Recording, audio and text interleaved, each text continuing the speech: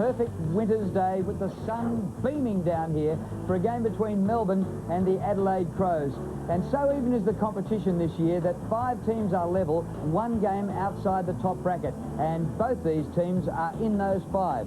Melbourne are 13th on the ladder, Adelaide 12th, and both have won 5 and lost 7, separated by just percentage. And as you can see down towards the bottom, that percentage is 87.3 against 87.2. So there is nothing between these two teams as they go into this game here at the MCG this afternoon. There are a couple of other games being played around the country today. At the Sydney Cricket Ground, underway, the Sydney Swans against the Brisbane Lions. And over in Perth at Subiaco Oval, it is Fremantle playing Richmond. The 1999 AFL Coca-Cola Premiership season, proudly brought to you by Telstra, making life easier.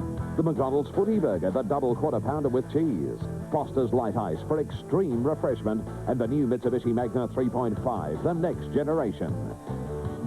And in the commentary box with us today, the legend of AFL football, Jim Steins, and the Demons having lost 4 out of their last 5. I bet they wish you were out there today rather than with us at 7. No, I'd love to be out there, Bruce, but true, sorry, but you know, you can't do everything. And guess what? The last time these two teams met in the finals last year, Melbourne had an 8-goal win, but the Crows went on and won the flag. And another big difference is that you were playing them.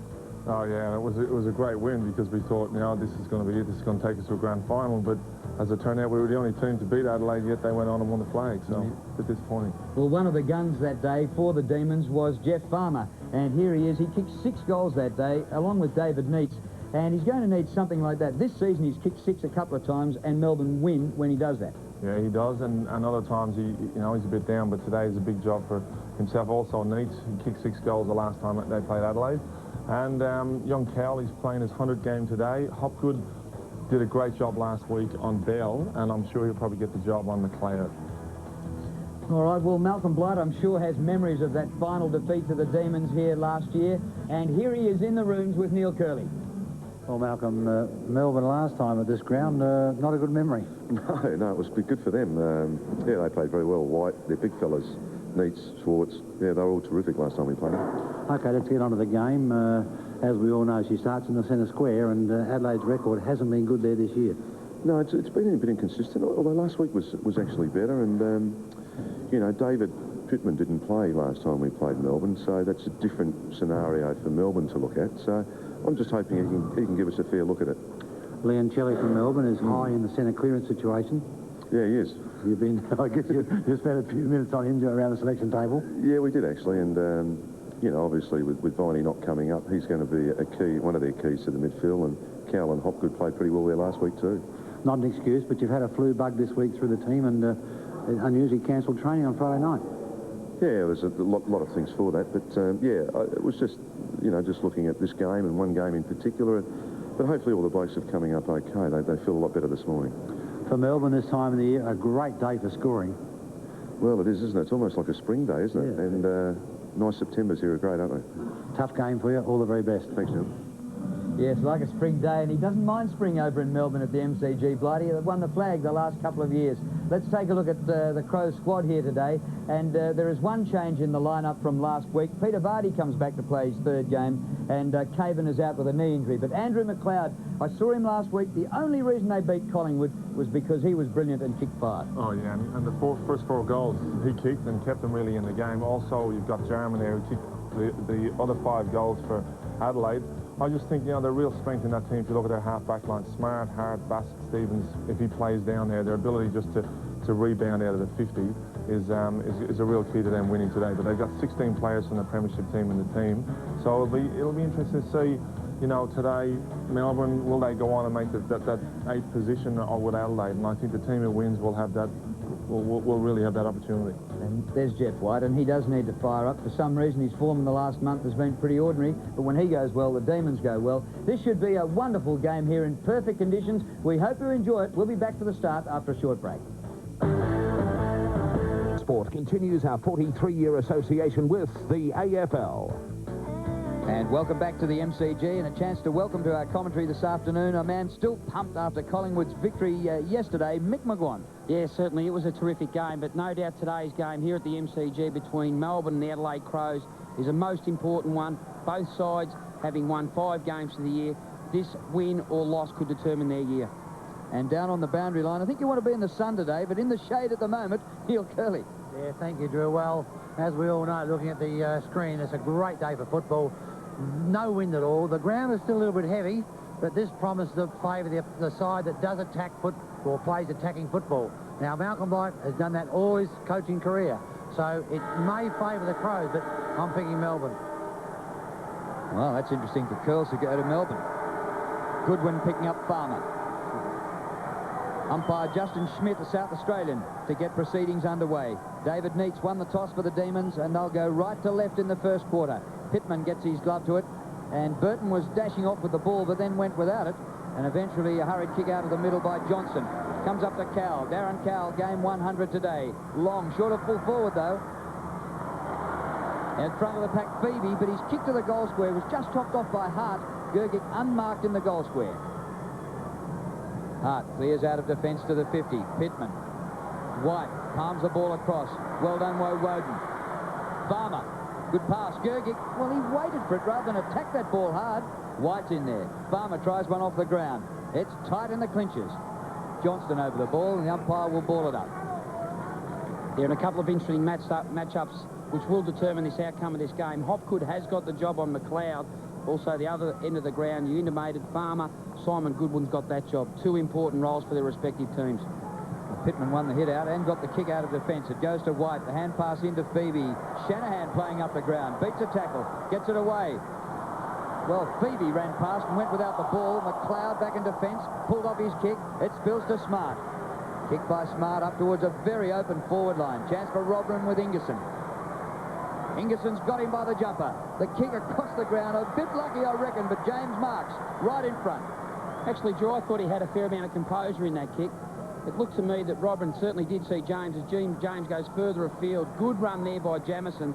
He's lining up across half-back. Johnson's his direct opponent.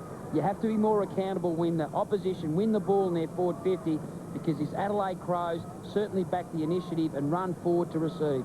Yeah, Mickey, and just as Drew called, it was a very, very open forward line there for Adelaide, which then just really allows their players to run forward a bit like the Pagan paddock, where the Roos like to run forward. And Jamison gets the first goal of the game. well, that's just the sort of goal that Adelaide want to start with. Although I must say that Melbourne should have got a goal a bit earlier. They wasted a couple of opportunities there. Just to start, the Adelaide Crows certainly wanted, though, all the same, Jimmy. They've under a fair amount of pressure, but there's no doubt they love the scenario when their backs are to the wall. They are a quality team, and they seem to find a lot of yardage when there's a sunny day and the ball is fairly free-flowing. Melbourne, they cannot afford to make it a contest like that today. They have to be hard at the body, hard at the ball, trying to deny this Adelaide Crows time and space. Second bounce of the game, second umpire, Chris Mitchell this time. White goes up very early. It comes Adelaide's way. That'll be a secondary ball up. Just talking about White there, this is a real big challenge for him, Drew. His form's been down a little bit, but, you know, obviously Melbourne, they started him in the forward line last week, and today they decided to start him on the ball, so they're, you know, putting a bit of confidence in the young man. Played a game here last night, Carlton and the Kangaroos. They played a game here Friday night, and look at the condition of the ground. Perfect. Woden breaks a tackle, but his kick is smothered. It spills to Rasciuto. He popped one over the top to Costa. Costa's kick to centre-half forward, and Ingerson got in front of his man to take a mark low down. Great mark there from Ingerson. Comes up short, almost a half volley, but taken by Leoncelli, who was brilliant last week with 37 possessions. Well, Costa has it just behind the wing. Very high and wide, not all that handsome. Oh, Jarman, what a trap. And then his hand pass out of bounds. Throw in. Drew, interchange for Melbourne. Ward, Walsh, Nicholson, Beams. Thank you, Curls. Throw in. White goes up against Robrin. Clever tap by Johnston. And it comes away to Rigoni. His kick towards half forward on the 50. Chance for Melbourne to run onto this, but Adelaide are first to get there. Goodwin. Run down by Schwartz. Good spin by Jamison, who's kicked the only goal of the game. Then he's caught by Rigoni, and Jamison will take a free kick for a high tackle, and the Melbourne fans not happy with that decision. Yeah, I'm not too sure about that decision either, Drew. I thought it was a good tackle. Across half-back he goes to Bassett. He wobbles a very ordinary-looking kick. On the bounce to Ellen. To half-forward with his kick. And the umpire will have to ball up again. Drew, interchange for the Crows. Herbert, Connell, Liptak, Vardy. Thanks, girls. Good to see Peter Vardy back for just his third game for the season. Wide, very high. Great leap. McDonald, he was swamped in the tackle. Hop good. Just talking about White there, it's a good leap. He seems to have started quite well. He's got his hands on the footy a few times, and he's getting up in the ruck. Just looking at Melbourne's forward line, they've got Swartz, Neitz, and Farmer, and picking up them as Goodwin. Allen's picking up Swartz, and Bassett's on Neitz. Half forward for the Crows. Oh, White with a terrific hit out, but it comes to Tyson. Back to Jamison, who's had a lot of it early. No distance with the kick. White could have attempted the mark. Maybe it was touched and called play on. Comes to Woden. Good hand pass. McDonald to Phoebe. Kicked by Phoebe. Matthew Phoebe to full forward. At the back, Schwartz. Well, that just is a sensational contested mark. Good coaching by Neil Danaher. Allen, who hasn't played a lot of football in the last line of defence. Schwartz is normally up the ground. Neil Danaher drags Schwartz back, trying to drag also Allen back with him. That worked. The goal square was certainly there for Schwartz to work into, and as we know, he's a terrific overhead mark. This is something that Dave was working during the week, working on this, body on body and not getting caught being held by the man. And he kicks Melbourne's first goal.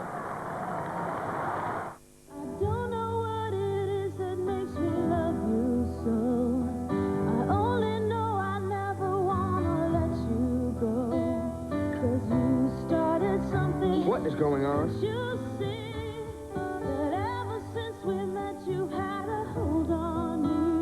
How about we meet at your apartment, lunchtime? The affair heats up Monday on 7's Ally McBeal. David Schwartz looks as though he might have got a knock to the hooter then, as he was taking the mark.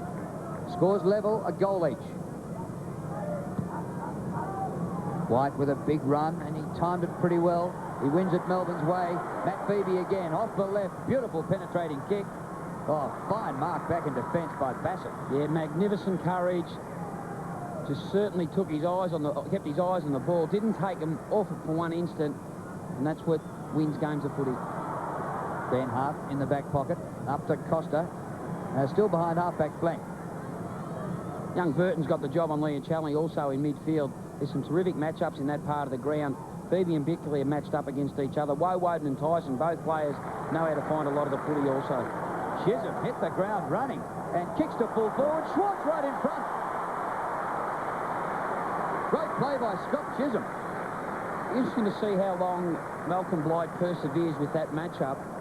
I know Stevens has been a revelation across half forward for the Adelaide Crows, but just in terms of mobility and height and strength, maybe that might be the preferred option from Adelaide's point of view, to push him back and Allen can go forward. Yeah, it was interesting because obviously Allen got caught up the ground. Schwartz was left on his own. Second goal for Schwartz. And a pretty good confidence booster for David to start off with 2 goals. But just for Adelaide to allow him to be that free is a bit of a worry, because they've got players, I just think Melbourne have got a good strength and good height in their forward line, which is just exposing Adelaide a little bit early in this game. There's no doubt Pittman has to play an important role, knowing that Neitz and Schwartz and also Gergic are in that part of the ground, Jimmy. He has to push back and really play that defensive role, doesn't he? And McLeod also hasn't really, I don't think he's got a touch yet in the game. Hopgood has got the job on him and started off pretty well. Well, McLeod's actually lining up across half forward. The forward entries at this stage are certainly Melbourne's favour. White wins a backhander in the middle. It comes to Jamison. Standing start kick, plenty of distance. Deep inside the 50. Stevens off the left boot. Back towards goal, but couldn't get it back far enough. Offline for a behind. Drew, regarding Leoncelli, I know the Crows have put a lot of thought into his centre work this year because he has been good, and I noticed they've given Burton a very important job there. Yeah, good point, Curls, because Leoncelli a couple of weeks ago against Collingwood, they dragged him back to a back pocket, had very minimal influence on that game. Then after half-time, he went back into the centre square, and he is a very, very good centre clearance player. Just shows you the standing Burton has in his first season. He's played every game and getting a big role there on Leoncelli. Yeah, did a great job too last week on Buckley. Cool. Travis Johnson kick up towards centre wing. Neats took the mark, or was interfered with. Leoncelli on his own. And here goes Andrew Leoncelli up towards inside the 50. Schwartz again. 3 marks. Will it be 3 goals? So White's standing on his own at centre-half forward. And it goes in that direction. Couldn't quite complete the mark. Comes to Neats. Hand pass back to White, who had to go for the tackle because he missed the ball. Hand pass out to Leoncelli. It came from Uze. Offline. Bounces to Hart. And the Crows can clear. Smart, a bit of a fumble. Nigel Smart. Oh, straight back to Melbourne. It's gone to Uze. And he's kicked a full forward. Woden's there. Couldn't quite take the mark. Here's Farmer. Always dangerous. Trouble here. He's only 30 metres from goal. Oh. Across the face of goal he goes to Leoncelli. Spoiled by Costa. Illegal. Free kick. He went for the arms, I think. And that's pretty good unselfish play there by Farmer. I think everyone anticipated here at the MCG that he might try to screw the ball across his left shoulder. We've certainly seen on a number of occasions how he can actually do that with a positive effect.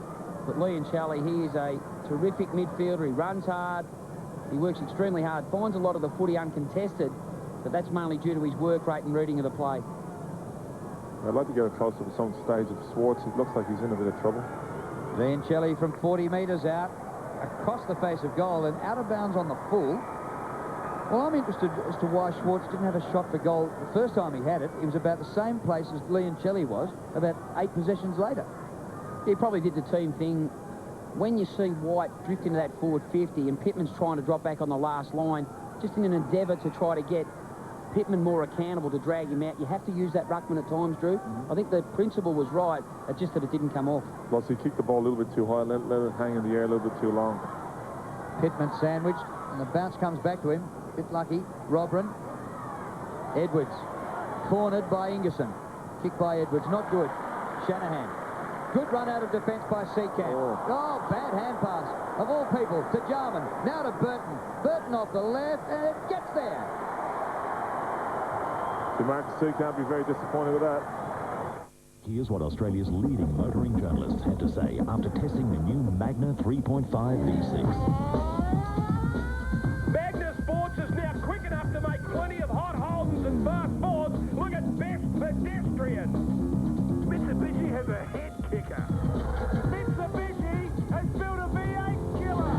Magna 3.5 V6 feels like a V8. See it at your Mitsubishi dealer now. Mitsubishi.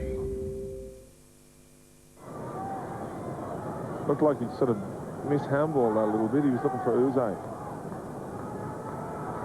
Well, Brett Burton has kicked 11 goals in his first season, and he's taken about 11 candidates for Mark of the Year as well.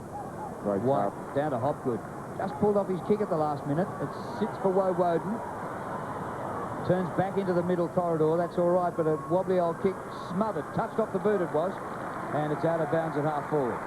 It's just something that Melbourne are starting to get today, which they haven't had probably for the last 4 or 5 games, is getting the first ball out of the centre. White's actually getting his hand on the ball and getting into his rovers. Pittman getting into the back of Schwartz, you'd reckon. Comes to Cowell. In the hole just in front of full forward. Bassett dives to mark. And they've just gone back to their normal 50 metres. Melbourne have gone back to their normal forward structure. Neats from the goal square, Gurdick alongside him. Schwartz has gone back out the centre half forward. And the 50 metres against young Ben Beams. It got over the mark to grab Bassett.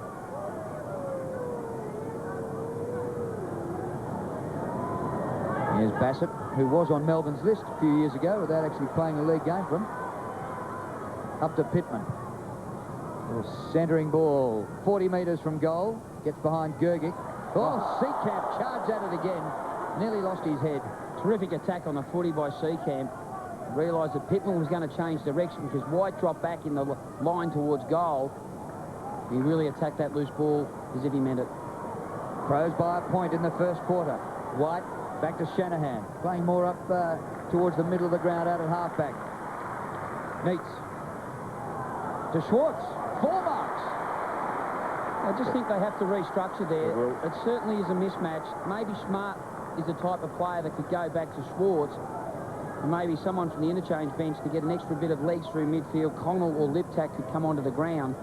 I think the problem with putting Smart back there, I don't think he likes playing full back, and what Melbourne are doing is swapping Neats and Schwartz.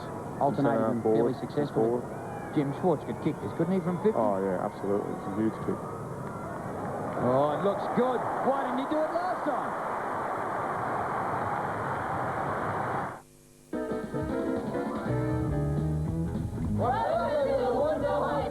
BB plus a free pack of BB, $24.99 a carton, plus a free 6-pack of Foster's Light Ice. Bundaberg Rum.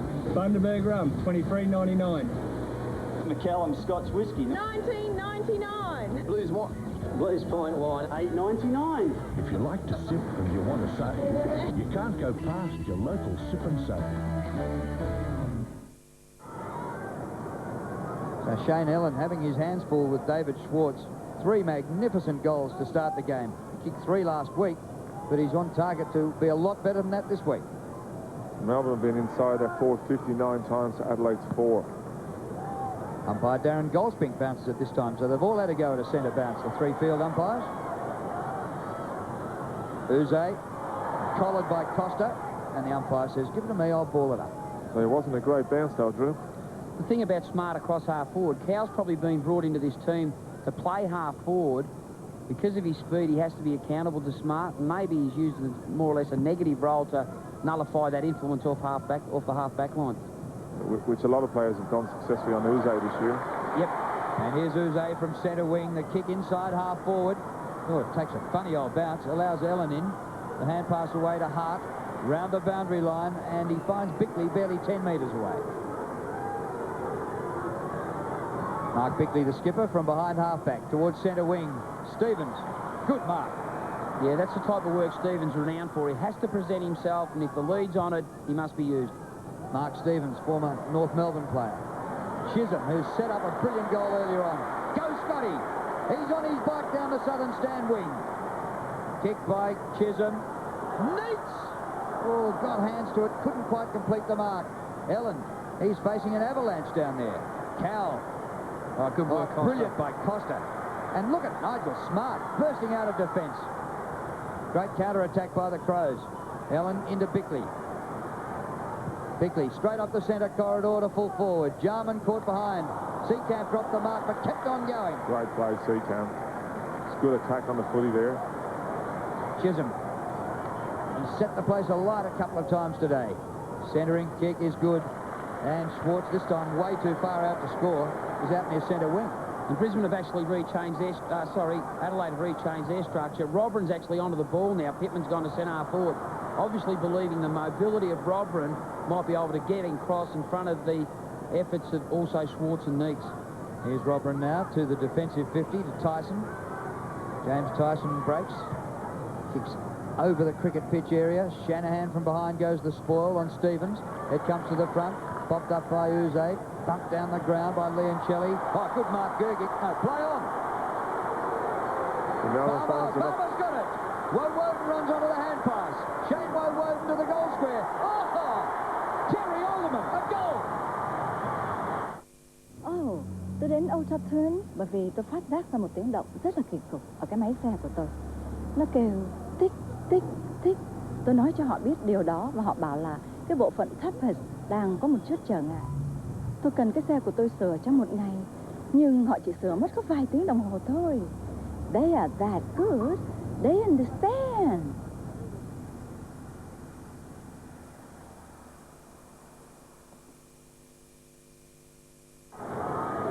Well, Shane Woden just about shook his head after he kicked that and almost apologised to everyone, saying that was a fluke. Didn't it have a swing on it, that ball? That's knocked up the ground out towards the wing. Beebe leads the race. Melbourne have started really well. They lead by 11 points. Kick inside the 50. Farmer!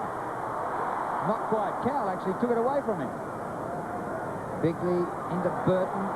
Rashudo dispossessed. Melbourne have it. Neats. Rashudo again. Punch to the ground. This is where Melbourne have got to put pressure on. One of their Adelaide strengths is just the rebound, getting the ball back from their sort of half-back line, and they've had some terrific players in Hart and Smart, Bassett and Rashudo over the last few weeks. So this is where they've got to, with a tall forward line, they've got to be able to hold the play in. Ball jolted out of Edwards' hands, comes to Ellen, and he is really facing an avalanche there today, Shane Ellen. Beebe, the hand pass astray. Jamison's been good. Bickley to Burton. Burton, beautiful to Jarman. Oh, good hands. So this is what we're talking about, just getting that ball off the half-back line there. Melbourne had the ball, just turned it over. All of a sudden, in a matter of 2 or 3 seconds, Jarman's got the ball and he's kicking for goal. Well, you speak about turnovers. In their forward 50, Melbourne's already turned the footy over on 10 occasions, whereas the other end of the ground, Adelaide 3. And if he kicks this, it's only 1 goal between it. He kick it all right. Goal to Jarman. Yeah, well, that's one thing you cannot afford to do. It's hard enough to get the ball forward. Most teams in the competition go into their forward 50 much the same. This stage of the game, it's Melbourne's dominance, 15-6. In terms of turning the footy over in their forward part of the ground, that's the area that is hurting them at this stage of the game. And as Jimmy Stein spoke about, that rebounding out of defence is the key to this Adelaide team. That has to be monitored, that has to be watched, and certainly Melbourne throughout the course of the game will be trying to do that. I suppose that's the sort of sacrifice you pay, having a tall forward line. 5-point lead to the Demons. What about Brett Burton? He's kicked a goal. He's delivered the most perfect pass to Jarman. The whistle's gone. Was it a throw in there, was it? No, free kick to Rashudo, straight in the back, and rightfully so. Yeah, White got him in the back. I think he's hurt too, White. Might be a blood rule. Yeah, blood rule bleeding from the nose. Yeah. And the umpire's seen that. He's going to call a halt to play, and Jeff White will be leaving the ground. I think Nicholson will come on for White. Well, it looks like there's a fair bit of blood. He might have cut him, actually. Might need a few stitches. I just reckon he might have dived on the back of Rashudo, may have copped his boot or something like that. This one's a pretty good blood rule, this one. He's got a lot of blood. Yeah, I'm sure if we see a replay of this, it's a replay coming up here now, we'll get a good look at it. See here, the ball. No. It was just to the right of screen, Jimmy. You really couldn't pick it up. Maybe it might have been a clash of heads as he was sort of diving on the back of Rashudo. Yeah, and it's a bit costly because Jeff White's been so good so far, getting his hand on the footy and really giving Melbourne a first chance at it out of the centre. Well, Pittman has been removed from the ground and Herbert's on the ground at this stage, obviously knowing the effectiveness that White's had at this early stage. So Rashudo takes the free kick to Robran. Oh, great courage. Oh, that was excellent by Neitz, who got back. Hurried chain of hand passing, and eventually Uze is kicked to half forward. And this is where they've got to try and hold the footy in Melbourne. You see just Adelaide players now getting free. Herbert up towards the centre of the ground. Burton set for another one and takes another fine mark. So that's a dangerous place to put the footy. If you don't mark it, you usually get hurt the other way. He's probably picked out Burton and said, this is the bloke in the competition who's most likely to mark it. Smart, long kick. Just offline and short. Oh, Nicholson had got through him, and he rushes it behind. I'll tell you, Burton, for a player who's only played, this is his 13th game, the confidence he has to take that ball, take a player on, 2-1 in the centre, when if you turn the ball over, it's nearly a definite goal to the opposition. Jim, I was just going to say, you boys haven't seen much of Burton. He's a pretty exciting prospect. Oh, there's no doubt about that, Curls. He just got great composure for a player who hasn't played a lot of footy. At this level, anyway. Absolutely. Well, he's done everything in this game already. Here's Nigel Smart, 55 out, across the ground. Robran to run onto it. Buster tackle. Over the top, over the top. And unmarked in the goal square. Another one coming up for Jarman. And someone who's... On Today Tonight, remember the little Adelaide girl who beat herself? The strain was incredible. Videoed by her teachers? We didn't know which way to turn in the finish. To prove what a problem she was at her special school? Bang, straight away. Look at her now. Just a totally different child. A breakthrough in her treatment has changed her life. Constantly laughing and giggling. And the new natural treatment for arthritis. I feel much better. No side effects. Carl Lewis swears by it. Plus our free tax advice hotline. Experts waiting for your call this week. 2 goals to Darren Jarman. 1 to Burton, 1 to Jamison. And the Crows lead by 2 points. Melbourne's goals, 3 to Schwartz, 1 to Woden. We got Herbert in the ruck. against Nicholson, and Herbert won that on his own. Well, Nicholson came to close the gap late. Looks a good prospect, young Alistair Nicholson. Yeah, he's been playing some good footy. Last week he's quite good, particularly against Collingwood, where really without him, I really think he gave them something in that last quarter, which allowed Melbourne to take the points. Drew, what we're seeing from Smart is the reason why Malcolm Light doesn't like him on the last line. Yeah, he's streaming up the ground and certainly setting up some attacks. I'll tell you, I remember talking about Nicholson. He had a centre bounce hit out against Collingwood that landed 40 metres there from goal. It was a centre bounce. He must have hit it 40 metres. Jeff White trying to stop the bleeding at the moment. Well, he's only got 3.5 minutes to quarter time. He might sit it out until at least the start of the next term. Nicholson wins this hit out, comes to McLeod. That's his first kick. Yeah, hasn't been the same influence as he was last week. Leoncelli's kick comes out wide, comes to Beams. He's on the 50. Centering kick, just hoisted high. Schwartz punches to the front. Gergic, Cowell, spinning. Working free, but gave it up to the opposition. And a kick by Goodwin. Here's Burton again. Edwards to half forward. Robran, an awkward half volley. Stevens goes back. James to Robran. Oh, and they've come up in numbers. Here's the skipper, Bickley. Long kick. Great kick by Bickley. Touch just short of the line. Again, you saw Adelaide, they're just not afraid to come up the centre. They got a quick kick out of the fence. Burton's marked in the middle. And just could have been another quick goal to Adelaide. And Malcolm Blight has made a change. Bassett's actually gone to Schwartz, and Allen's now on Neitz. Here's Nigel Smart, up towards half forward. Stevens on the bounce to Jarman. He might get a hat-trick too. Now he goes back. Rashudo, are they sharing it? Bickley, this is magnificent by the Crows. Robran to the goal square. Oh, trouble for you, Shanahan. They were lucky to get away with that. Phoebe. 3-point lead to the Crows. Kick by Phoebe. That's a good clearing kick. Nest of Melbourne players. Nicholson. Got a paddock in front of him. Being closed down by McLeod. Cowell to Uze. Not the good option. Uze, you're gone. Well, the ball spilled free. Not sure why that wasn't a free kick. Yeah, that hopped good in the middle there. They should have used them. Bickley. Being part of the chain a lot, Mark Bickley.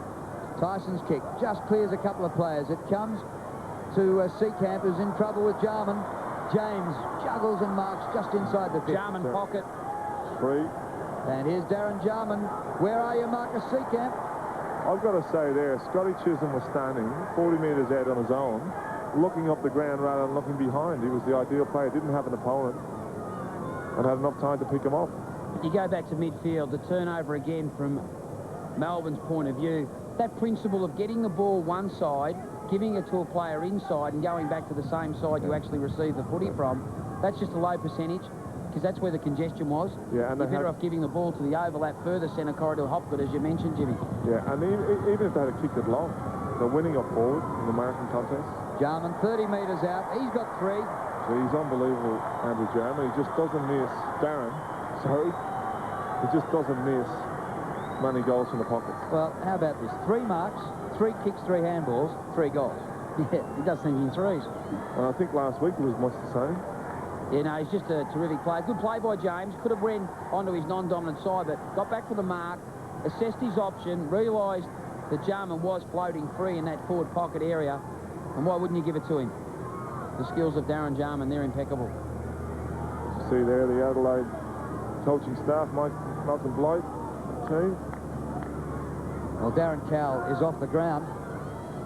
And at one stage, Melbourne led by 11 points. They now trail by 9. So it's been a burst by the Crows. It's a real crucial game now today for both teams. As we said earlier, 1 percentage point between the two of them, and both on 5 wins and 7 losses. And with that 8th spot in the top 8 there to be taken. Nicholson, well done. It's a half forward. Oh, you're in heaps of bother. You're holding the ball, Ellen. Hasn't been a great start to the game for Shane Ellen. You just tried to do too much on that occasion, Drew. Should have got the ball forward by foot. Leoncelli. Schwartz. Not this time. Bassett. Jamieson has had a heap of the football. 7 possessions. might have been a push by McDonald and was. Yeah, Jamison, he's a very important player to the Adelaide Crows, merely because he uses the footy so well across half-back. When you've got himself, Hart, and also Smart in that part of the ground, more often than not, they use the ball fairly well forward. Blokes like Robin will come into the game. This is something that he didn't do a whole lot of early last week. Got that. He's tripped over walking back to shoot the goal. But this is a stab kick for Robin. Oh, yeah. From 50 metres, he'll make the distance easily.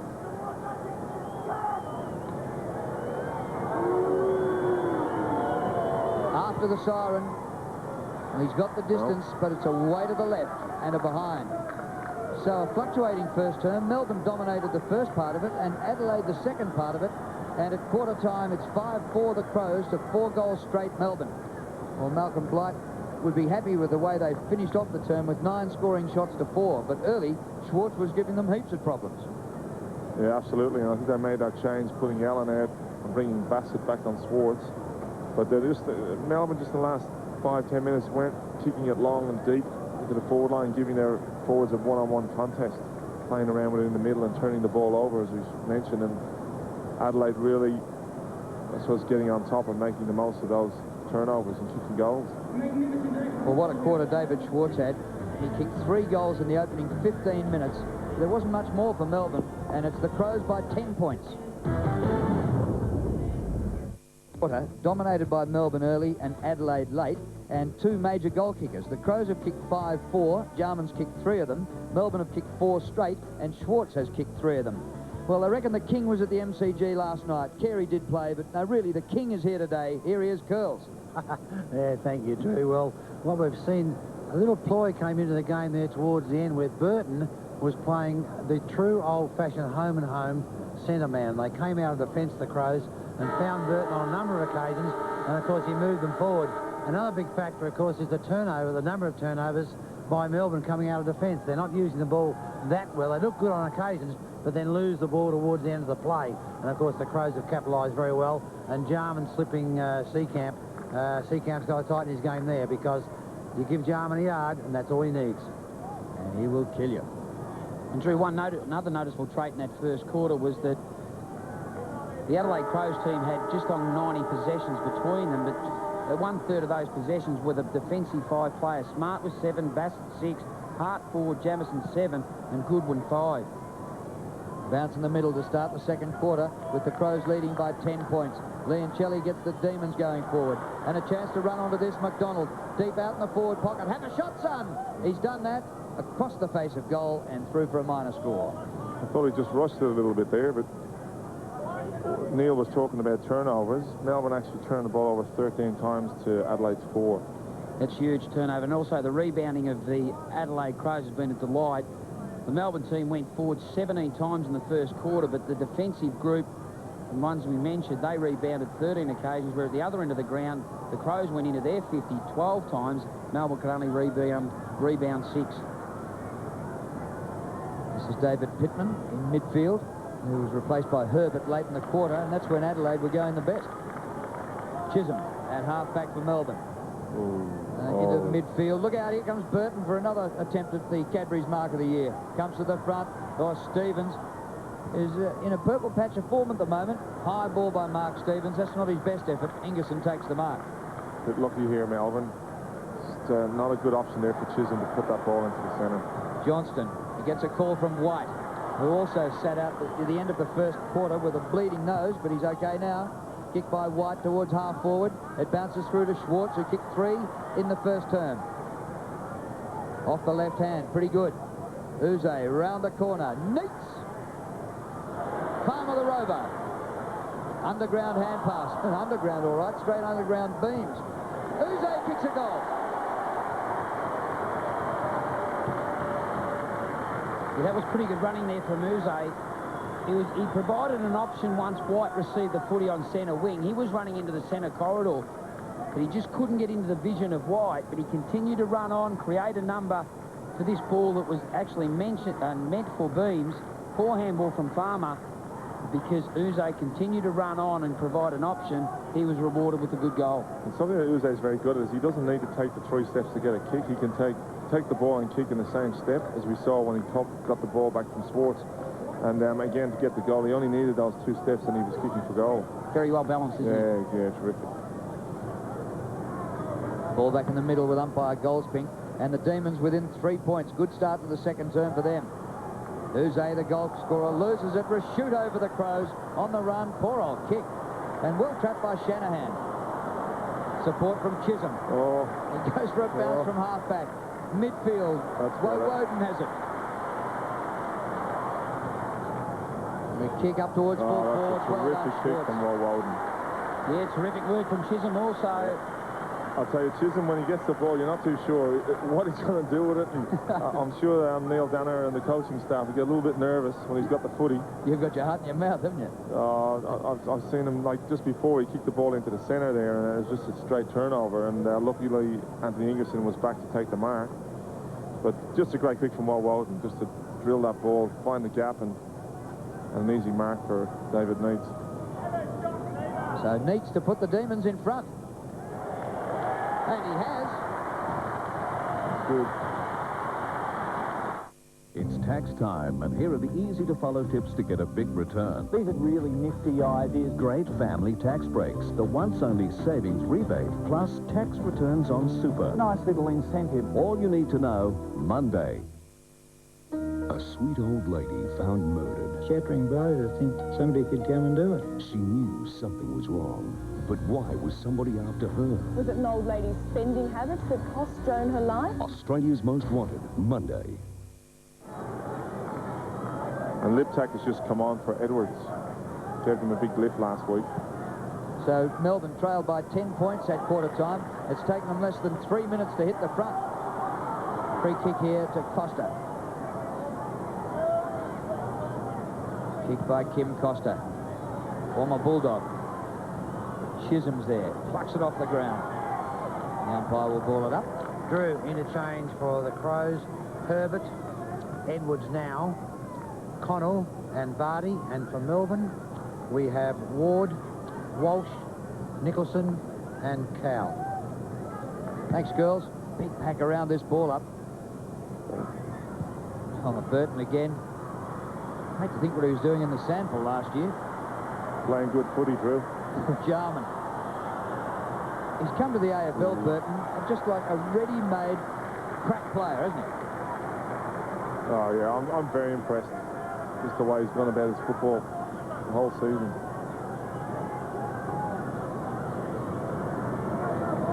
So, Crows into attack. Boundary throw in the forward pocket. Perfect day for football in Melbourne. Smart with a hit towards the goal square. Shanahan in heaps of bother. Robrin. Liptak's just come off the bench.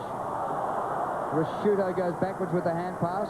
James centres the ball. Good kick by James. Right in front is Tyson. Got to say, there was a throw in there.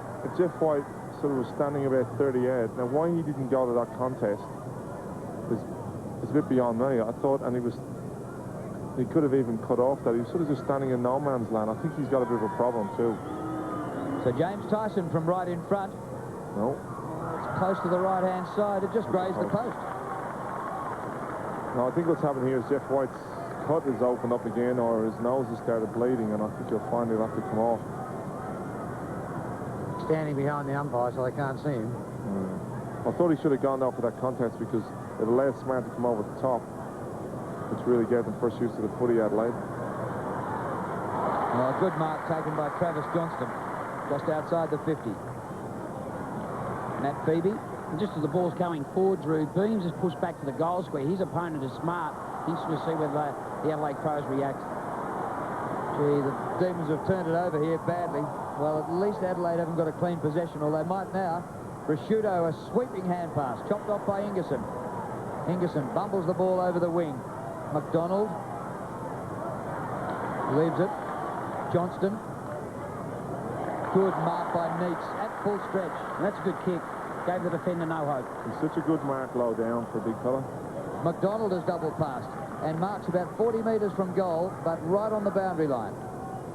Jimmy, I think from the Crows' point of view, they're very fortunate Melbourne don't go forward on every possession. Yeah, well, as you saw there, I thought it was a great tackle from Robin just to hold up Matt Phoebe. A lead by Farmer. McDonald's not too sure what to do. Be a great goal if he could kick a goal here. So I thought David Swartz was on there. McDonald's going for the score by the looks of him. Across the face of goal. Oh, good mark, Neats. He was in the movement twice. One mark low, one mark high. The thing that Melbourne do well is when they do kick the ball long into the forward line, they don't all jump for the mark. Like as you see there, Woden just holding his man out, Farmer holding his man out, and all waiting for crumbs so that they can get a one-on-one contest. While you're watching that, Vardy on for Tyson. It was also interesting to have a look where Herbert was actually standing. He was across centre half forward watching Jeff White. On those occasions, you'd like to see the ruckman push back to add an extra bit of height back there. Yep, absolutely. And Neats gets his second for the quarter.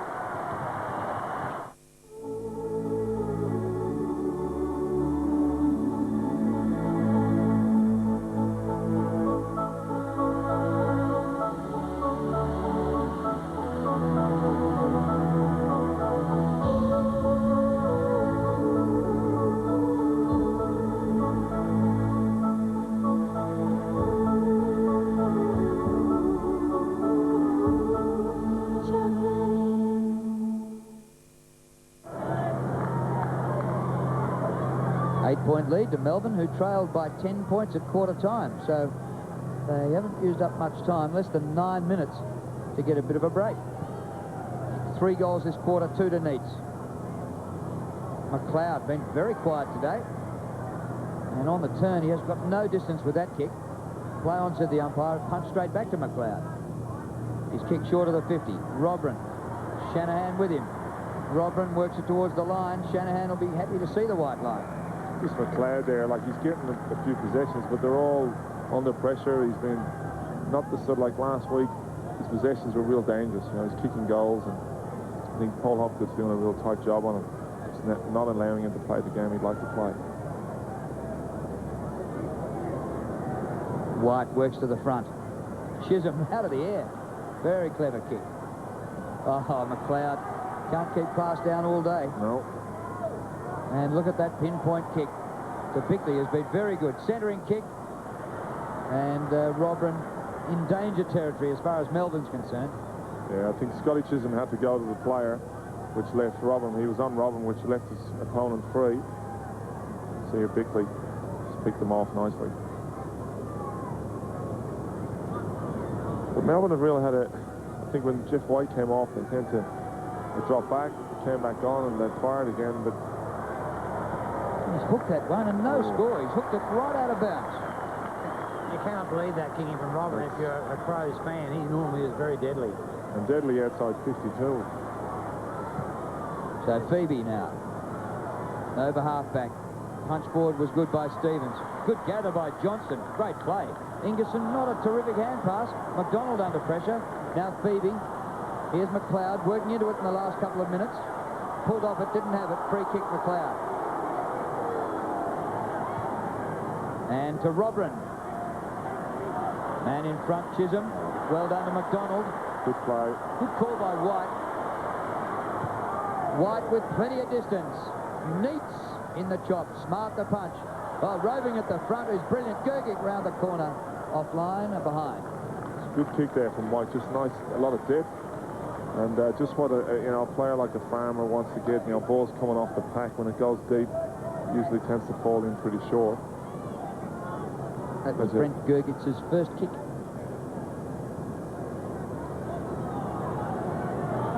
Good young player, Brent Gergic. Goodwin. Entitled to get more than one kick in 40 minutes, though, aren't you? Oh, absolutely. Chisholm. He's playing on Ben Hart, Drew. Yeah, good luck. Bickley. He's been terrific, actually, for the Crows today. Mark Bickley. 11 possessions. Burton. Robrin. Pops it up for Burton. Out wide he goes. Rashudo. Liptak, the dog. Down towards the forward pocket. Stevens. Yep, Stevens with 20 metres of space right in front of goal. Yeah, good build-up there by the Adelaide Crows, but poor checking in terms of accountability by the Melbourne team. Once the rebound ball's on, you've got to run exceptionally hard to find your direct opponent, disallow the opposition any time to use the ball effectively. Adelaide just had weighted numbers around the footy on that occasion. Good awareness by Burton to give the ball to Rashudo. And good set-up by Liptak. Stevens, don't tell me he's missed this. Right in front. Well, that is unbelievable. Robin's missed a sitter for him. Stevens, an absolute gimme. Stevens, 2 shots for goal for 2 behinds. And it was a similar story last week against Collingwood. He had a heap of the ball and was scoreless. Hard to win football matches if your forwards can continue to do that. Well, that's one thing that never changes, does it, Kills? Conversion, you've got to kick your goals when you get your chances. Well, last week Collingwood should have beaten Adelaide. You know, Sav Rocker missed a lot of opportunities earlier in the game. Woden a big mark. Or Sandy would have given it the Woden. Kick over centre wing, and the mark to David Neitz. Into the cricket pitch area for White. He's presented himself well, White, in the middle of the ground. Hopgood went without the ball. It's not on that occasion, though. Jimmy, he's given away. Yep. I just wonder how good Melbourne would be if they didn't waste the ball so much in turnovers. Well, that was just shocking. And then they gave away a free kick. Costa's kick. Wide to half-forward flank. Ellen down towards the pocket. Jarman. Uze went to spoil, but a free kick to Jarman. Bit of a nudge in the back, I think. Something must be wrong with Ben Hart. He's just come off the ground. It'll be interesting to see what Curls finds out down there, because Tyson's replaced him. He's gone straight to Brent Gergie. Yeah. It's a left leg situation. The doctor's checking him out now. Now we've also brought Cal on for beams. Well, Jarman, you can kick him from the boundary line, but I'm not sure about 50 metres boundary line. Look at this. Look at this. He's a freak. What a goal by Darren Jarman. Here's a family who wants to enhance their outdoor living area and add value to their home with a new deck and garden. And here's the Mitre 10 specialist. 40-tooth blade, the more teeth on the blade, the finer the cut. So the tooth. From the store that understands it's not just the low price, it's getting the right advice that really saves you money. Oh, what's here?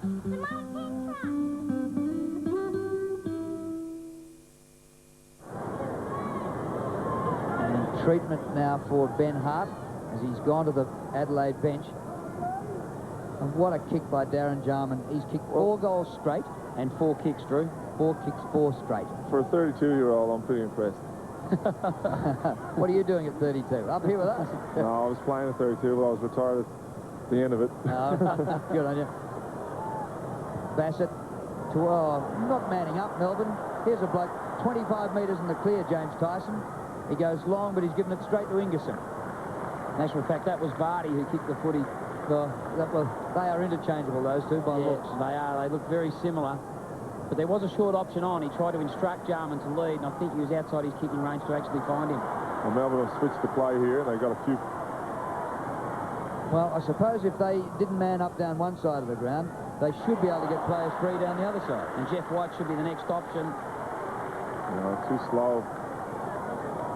Gergic needs to be a lot quicker than that. Starting to get into the game. Well, Gergic might enjoy it now with Hart off the ground. Punch out, comes to the front. Johnston punches forward. James under pressure. Oh, yeah, good poise. Got to make those tackles, though. Yep, Bickley just a little bit slow.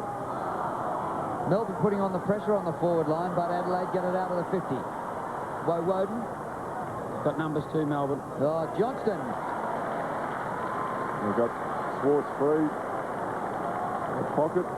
Jeff White centre corridor. He's turned his back, which you should never do when you're actually having a shot on goal from outside 50. There's Jeff White. He made position, the perfect position for the change of direction.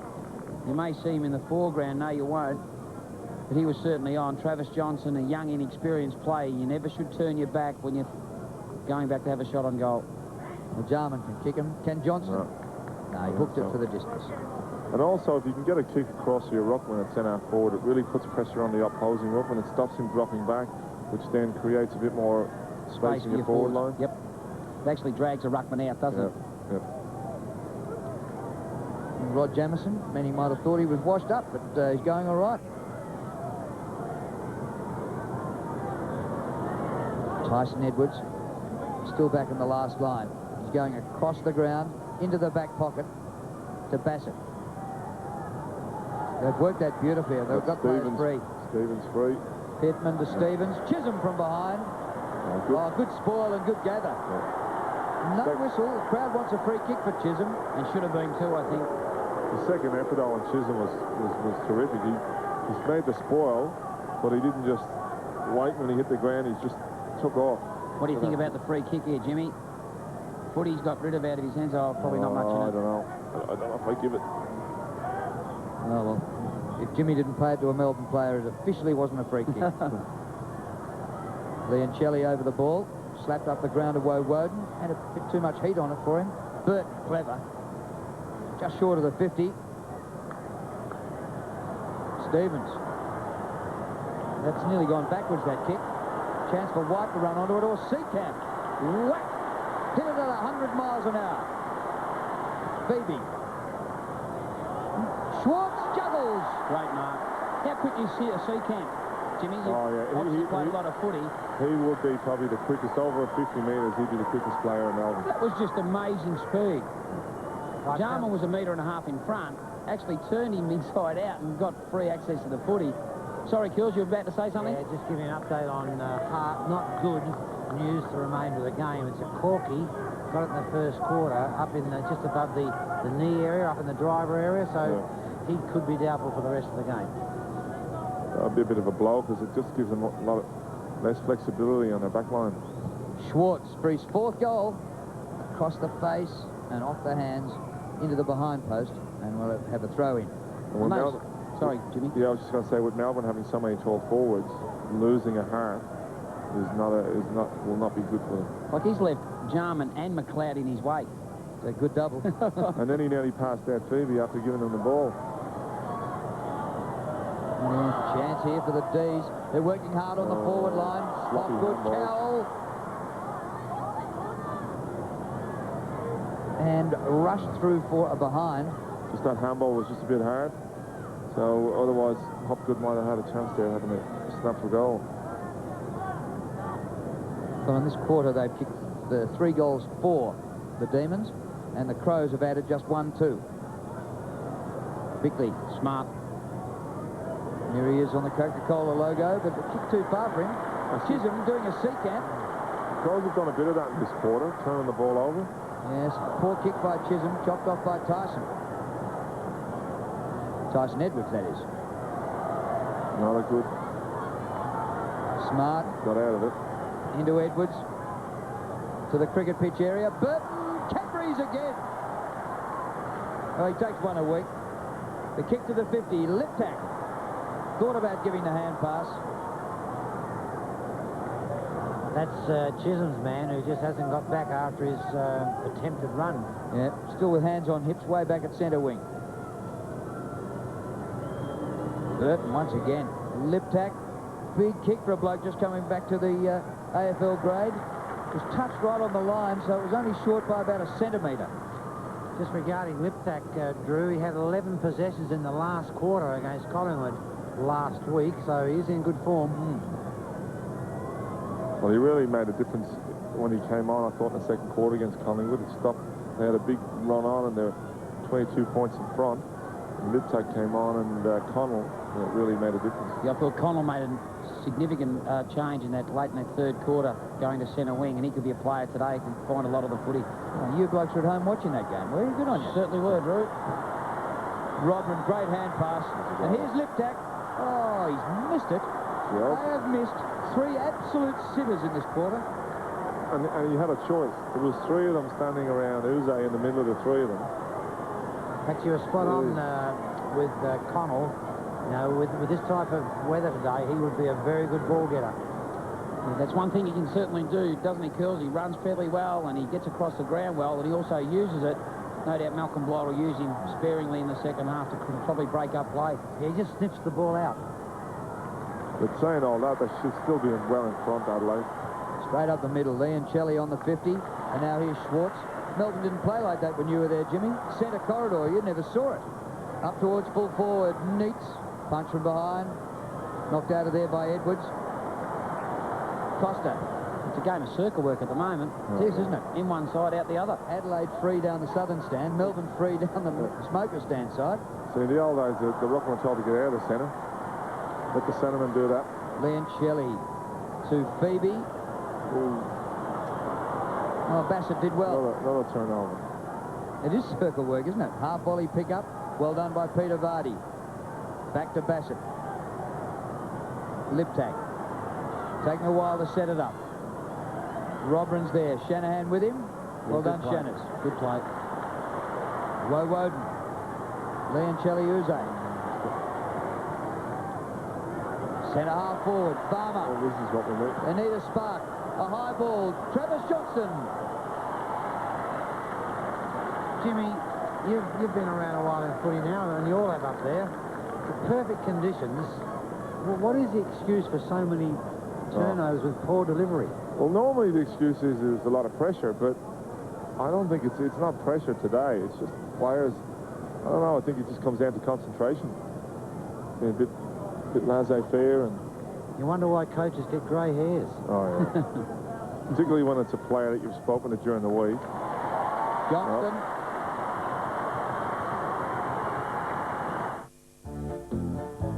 I'm playing McDonald's McMatch and Win Monopoly. All you have to do is buy a hash brown, peel off a game sticker, stick it on a Monopoly street, and you could win a Honda HRV Sport. Let me tell you, beats me old set of wheels. All you have to do is collect Park Lane and Mayfair from McDonald's packs, stick them down, and Bob's your rich uncle. Hey, I thought this was free parking. McMatch and Win Monopoly. Stick around. This is big.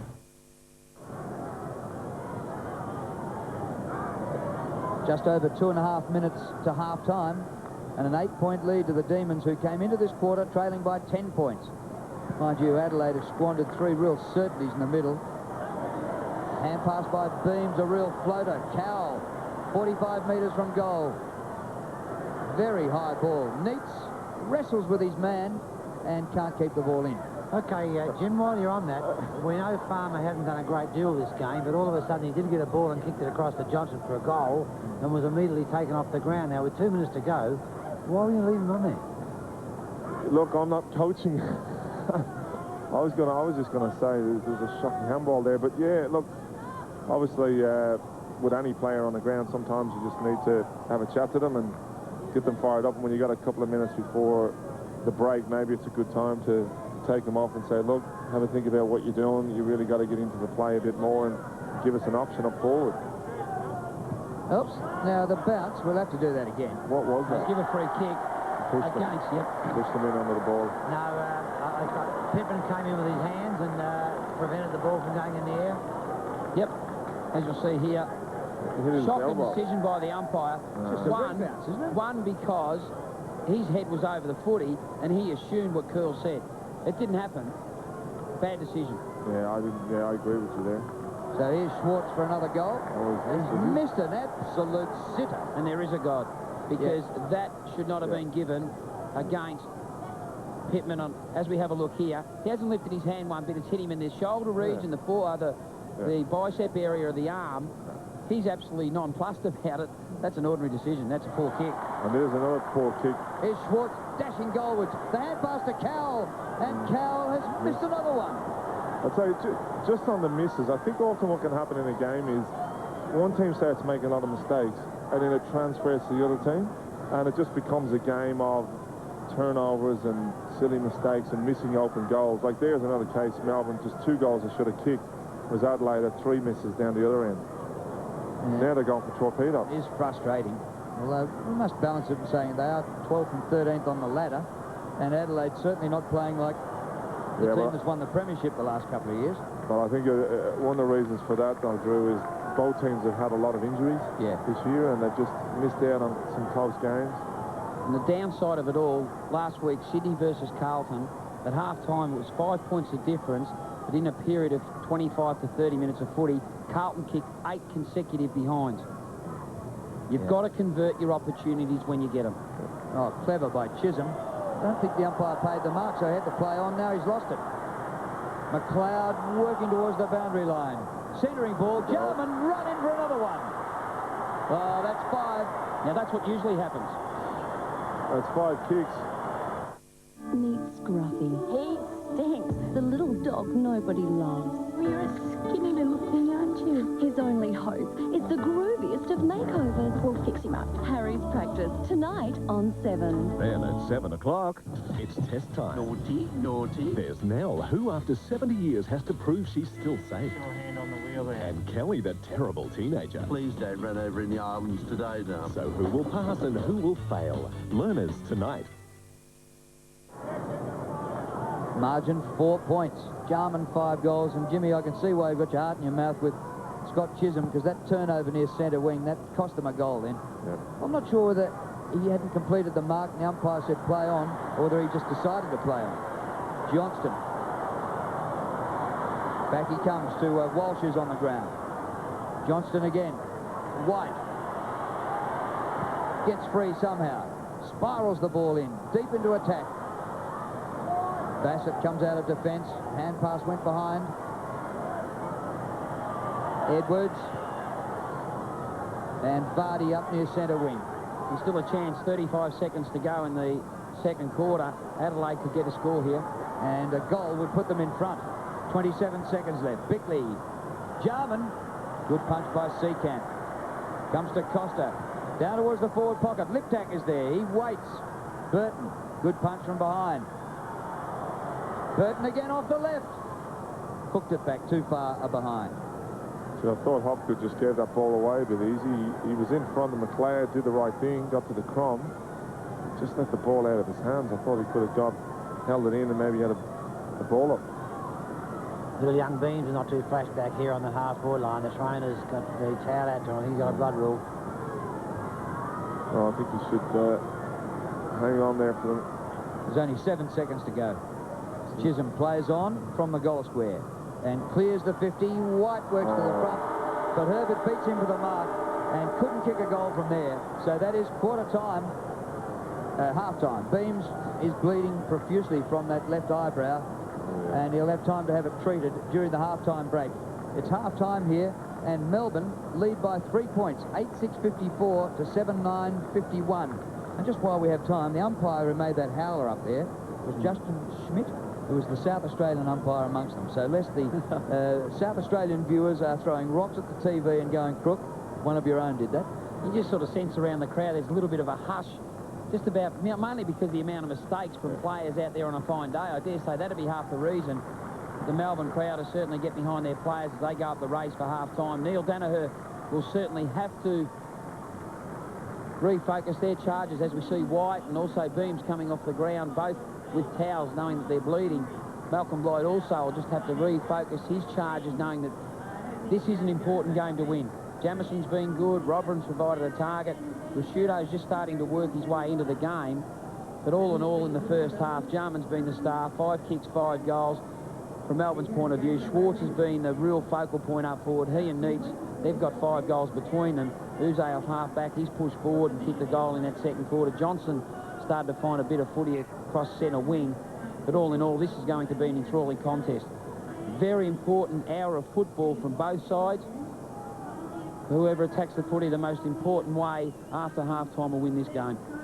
Yep, separated on the ladder by 0.1% and separated at half-time by 3 points. Melbourne in front. Sunday afternoon, perfect winter weather for football here, and the game between Melbourne and the Adelaide Crows. We welcome viewers in New South Wales and Queensland to the telecast. These two teams just one game outside the top bracket and separated on the ladder by just 0.1%. That's how close they are, but 12th and 13th on the ladder. The first half was tight, plenty of missed chances by both teams. Let's take a look at the highlights of the first half. Edwards, cornered by Ingerson. Kick by Edwards, not good. Shanahan. Good run out of defence by Seacamp. Oh, bad hand pass. Of all people, to Jarman. Now to Burton. Burton off the left, and it gets there. Marcus Seacamp be very disappointed with that. White, back to Shanahan. Playing more up towards the middle of the ground out at halfback. Neitz. To Schwartz. 4 marks. I just think they have to restructure there. It certainly is a mismatch. Jim Schwartz could kick this, couldn't he, from 50? Oh, yeah, absolutely. It's a huge kick. Oh, it looks good. Why didn't you do it last time? Over the cricket pitch area. Shanahan from behind goes the spoil on Stevens. It comes to the front. Popped up by Uze. Bumped down the ground by Leoncelli. Oh, good mark, Gergic. No, play on. Palmer's got it. Woden runs onto the hand pass. Shane Woden to the goal square. Oh! Terry Alderman, a goal! Absolutely. Well, he's done everything in this game already. Here's Nigel Smart, 55 out, across the ground. Robrin to run onto it. Bust the tackle. Over the top. And unmarked in the goal square. Another one coming up for Jarman. Off the left hand, pretty good. Uze round the corner. Neats. Palmer the rover. Underground hand pass. Underground, all right. Straight underground beams. Uze kicks a goal.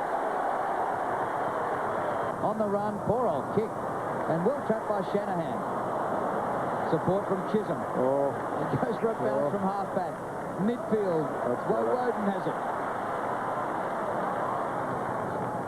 The kick up towards full forward. That's a terrific kick from Woden. Yeah, terrific work from Chisholm also. An easy mark for David Neitz. So Neitz to put the Demons in front. And he has. Good. Well, Jarman, you can kick him from the boundary line, but I'm not sure about 50 metres boundary line. Look at this. Look at this. He's a freak. What a goal by Darren Jarman. Leoncelli Uze.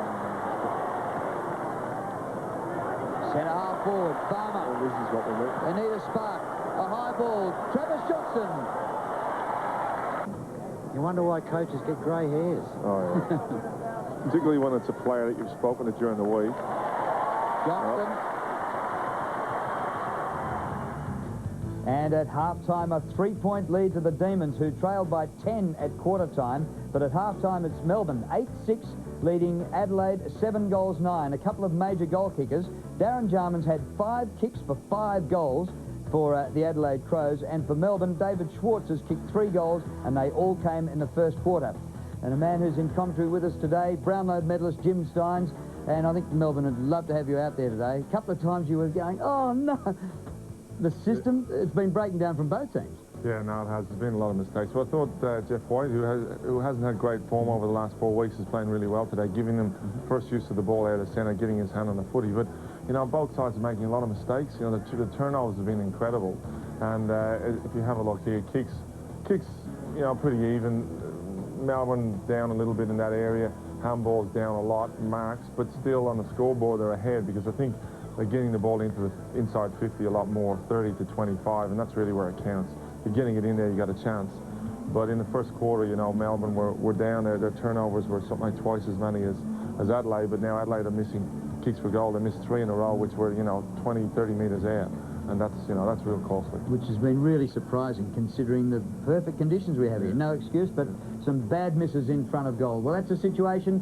3-point margin at half-time, and we'll be back after a short break. The Crows by 3 points, 8-6-54 to 7-9-51. Well, a few times today, the Crows have been inaccurate in front of goal. Just as well they've had Darren Jarman to kick 5 goals from 5 kicks. But in years gone by, they used to have Tony Modra, who, of course, this year is playing for the Fremantle Dockers. Today's Mitsubishi moment is Mods at his best for the Crows. Coming up for 13, and it's a beautiful kick. Never looked like missing. A twilight game at Football Park in Adelaide with 45,000 fans on hand was the backdrop for one of the greatest solo performances in league history. Tony Modra had kicked 129 goals in 1993, but in the first game of 94, he did what no player had done in 97 years of league football. He kicked 13 goals, erasing the names of Coleman and McKenna from the record books. It was a pretty big build-up leading up to that match, because unfortunately I missed a training session there for some unknown reason, and Cornsey and the club weren't too happy with me, so I had to prove a point that weekend, and things worked out okay. His final tally, 13-3, was only 3 points short of Carlton's entire match tally. Tony Modra, another Mitsubishi memorable moment. And from one great full forward to another great full forward, what about Tony Lockett and his performance about a month ago when he brought up 1,300 goals?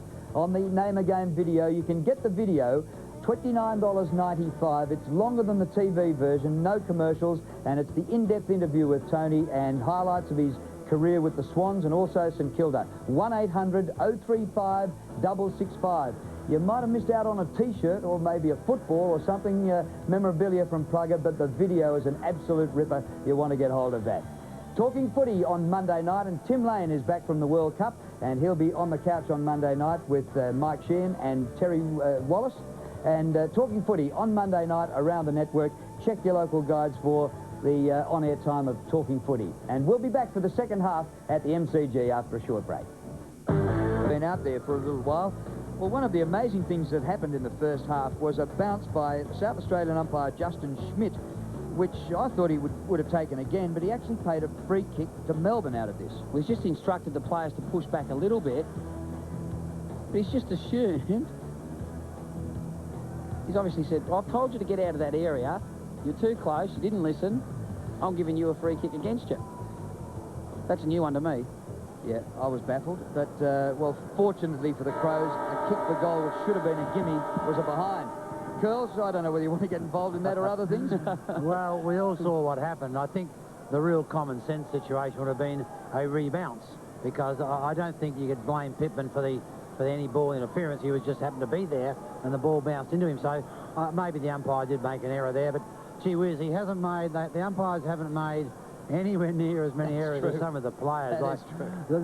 The number of turnovers and the set shots for goal that the players are missing is just staggering. And also, we see that Ben Hart is still on the interchange bench, so no doubt he won't take any further part in the game. Thanks, girls. The start of this third quarter, Drew, Pittman, who started on Schwartz late in that second quarter, has got the starting job on him at fullback. White wins the first hit out, straight down to McDonald. A very high kick, doesn't clear the centre square, knocked on by Woden, chopped off by Smart. He comes wide with the hand pass to Rashudo. Yet to regain the All-Australian form. The kick towards the 50, no mark. It comes to Chisholm, who lays it like an egg. Robrin is there. The hand pass comes out right from Stevens to Rashudo. Oh, lip tack. He fell over before the ball arrived, allowing Uze in. His hand pass was on the half volley. He gets it back with a better one. Mistakes galore. McDonald to Leoncelli. On the run, that's better. Beautiful kick by Andrew Leoncelli. And Schwartz on his ample chest. He's got Gerges down in the forward line, one-on-one, on his own in the goal square. Great He's found kick. them. Monster kick. Gergic right in the goal square, a goal. Yeah, magnificent awareness there by Schwartz. That's just where they're deficient with Ben Hart off the ground. Pittman has had to go on back and play as a tall defender. I know he's done it in the past with a fair amount of recognition, but Schwartz is a very mobile forward, leads extremely hard, isn't afraid of getting up the ground to actually present himself. He knows he can kick the ball a long distance. Bassett has now actually gone to Schwartz. Pittman's gone up the ground to Neitz. If you look at that also, Cal sort of led out of the goal square as well, which allowed Gerges to be on his own, which was unselfish play. Well, Brent Gergic had just 2 kicks in the first half. He's got one within about 50 seconds in the second half for a goal. Out in the middle, White wins again. Repeat of the previous one. Down to McDonald. His kick. Wide to Neitz. Can't take the mark. Gets around Pittman. Hoists it back. Schwartz! And once again, the mobility factor. The renowned forward Neitz against the slower, taller ruckman. I've got no doubt Malcolm Blight will reassess that matchup. You'll have to, as far as I'm concerned, because Neitz and Schwartz are very mobile in that forward area. Just a question of whether Stevens actually goes back, Pittman back to the ruck division, Herbert forward. I think that tall defender has to be matched up. Plus, White's been just getting his hand. Nice, easy tap-outs. And Schwartz, there's 4 the goal. goals. The real victims of a drug addict are the people who love them. I wouldn't lie to you. I ain't junkie, Connor. Well, I believe in you. The lies only a brother would believe. I'm not on anything. My rent money's been stolen. Stage is my brother. Got it? The truth only his friends can see. He stole from you. He stole from everyone. He stole my life. But if he denies it, I'm not giving up on him. he will lose everything. For God's sake, Greg, just be honest with me once, please. Superb Aussie drama, Sevens All Saints, Tuesday. Well, Jeff White, can he make it 3 out of 3? He's won the first 2 hit-outs and 2 goals to Melbourne. This one not clearly to a teammate, but it comes down eventually Lee and Shelley to Woden. Over the top to Gergic. The outside of his foot, a clever kick. Schwartz went to ground, then lost sight of the ball. The whistle's gone. An Adelaide free kick to Bassett. Yeah, against Farmer, just got rid of Bassett indiscriminately, hence the free kick. As we see here, dragged him down off the line of the footy. Gets rewarded with the free kick. Now they're working it across in front of goal. Herbert. Ooh, dangerous. Oh, dangerous it is. Jamison. Good spoil put on by Neitz. Standing start kick by Neitz. Has it got the distance? It has, but offline. Yeah, he just had to hurriedly kick that. He just couldn't balance himself, Neitz. One step. Didn't have anyone forward of him to actually pass the ball to. Have you look here. Dangerous play. Couldn't even take a step to get any momentum through the line of the footy. He could have, though. He had 2 players in front of him. And yeah, well, it might have been just a lack of talk from his teammates around him in that area. Well, Melbourne have started each quarter particularly well. It's a free kick. Yeah, Burton at half-back.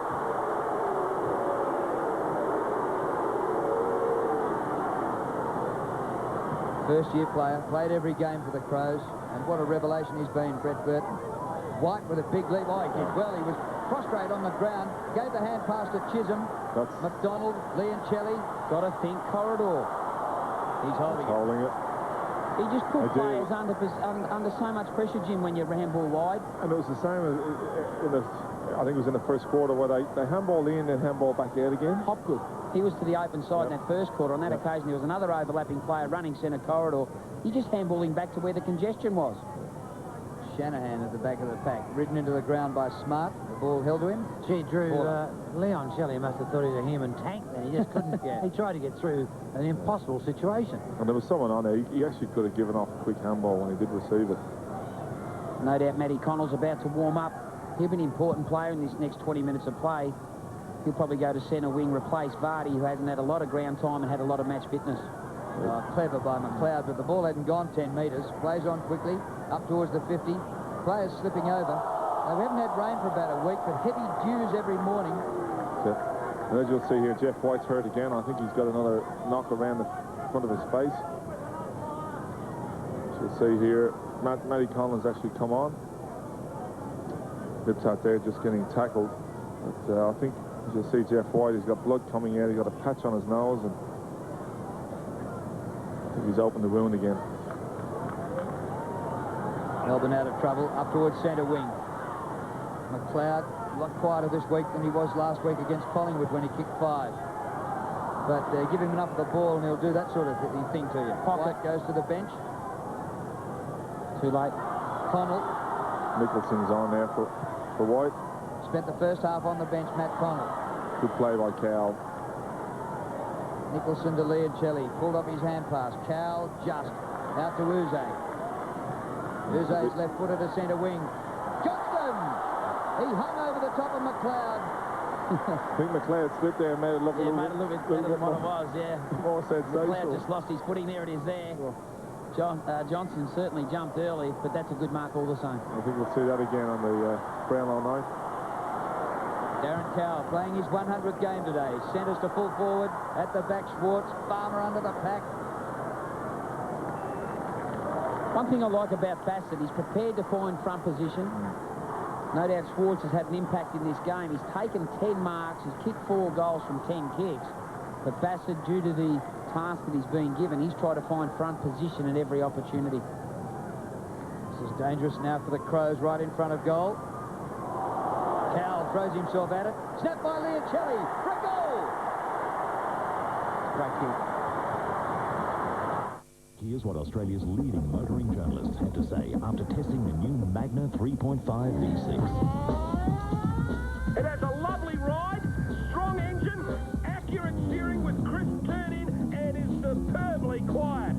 Mitsubishi has a head kicker. Mitsubishi has built a V8 killer. Magna 3.5 V6 feels like a V8. See it at your Mitsubishi dealer now. Is Mitsubishi.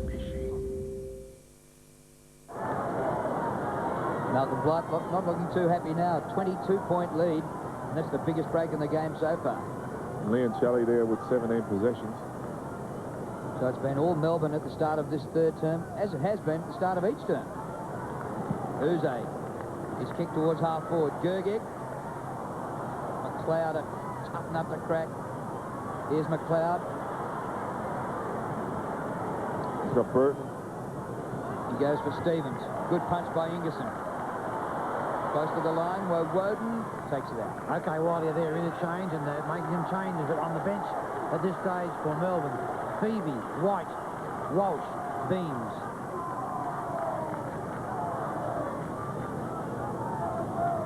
He just flicked across the front of his nose. He's probably just opened up his wound. Well, Herbert wins this hit out. McDonald accidentally kicks it backwards and takes it over the line. Had a great game last week, James McDonald. Yes, Jimmy, that's all it is. It's a difficult one to stop the blood, so they're working desperately on it. But they've just taken off Andrew Leoncelli. I'm not too sure why they did that. Put Matt Phoebe back on. Jeff White will come back looking like a mummy.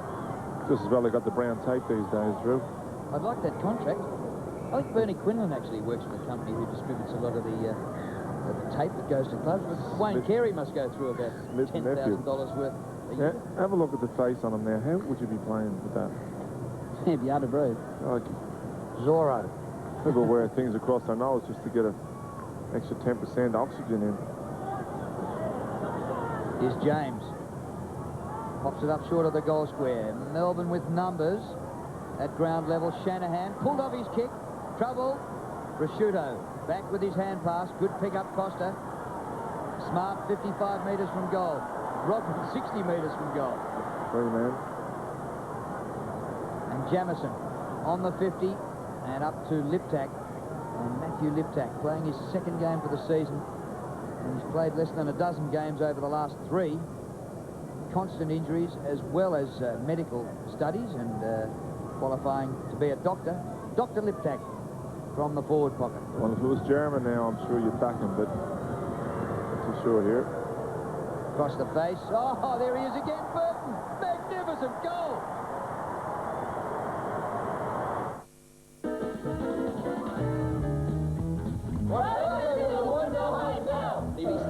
Free packets. BB, $24.99 a carton, plus a free 6-pack of Foster's White Ice. Bundaberg Rum. Bundaberg Rum, $23.99. McCallum Scotch Whiskey. $19.99. Blues Pint Wine, $8.99. If you like to sip and you want to save, you can't go past your local Sip and Save.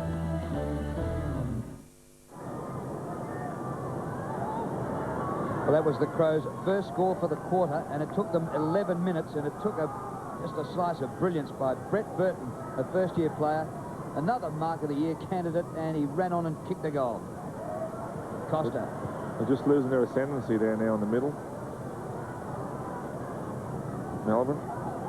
Hopgood has it. Centre half back. A lucky kick out towards Woden. His kick to centre wing to Johnston. Johnston's hand pass. Matthew Phoebe in a heap of space. Could have carried the footy. Could have gone further. Farmer couldn't take the mark. Smart. Happy to go backwards for Pittman. Oh, this is trouble. Gergic putting pressure on, and Bassett went for the line. Clever handball by Bassett. If he handballed the ball a little bit high and gave it air, 2 Melbourne players would have pounced and tackled. It's interesting watching Herbert, as we see here. Ordinary kick, but good work by Farmer off the footy. If Bassett actually went over the top, Farmer was to the right of screen, he would have ran on to lay a tackle and put the Adelaide Crows defence under a lot of pressure. Tackling fiercely on the forward line by Melbourne. Neats bumped off the ball. It spills out to Herbert. His hand pass wide to Costa. Give it to James. James run down by Chisholm and crunched down. Oh, this is good play by the Crows. Costa a second time. Bickley from the centre circle. Long to full forward. Jarman! Absolute freak. He just did that so well. He held them out with his left hand and just enough to keep Seacamp out of the contest. Boys, while he's going for his kick, interchange for Adelaide at this stage. 3 of which are fit. Ellen, Tyson and Vardy are fit. And of course, Hart is the unfit player. Thanks, girls. So Darren Jarman, sixth kick. Will it be sixth goal? Yep. Never in doubt.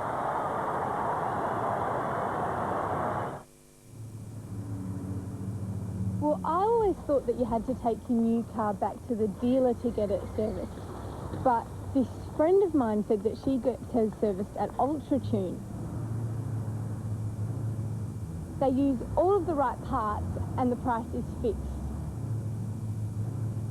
Hey, they sound pretty good to me.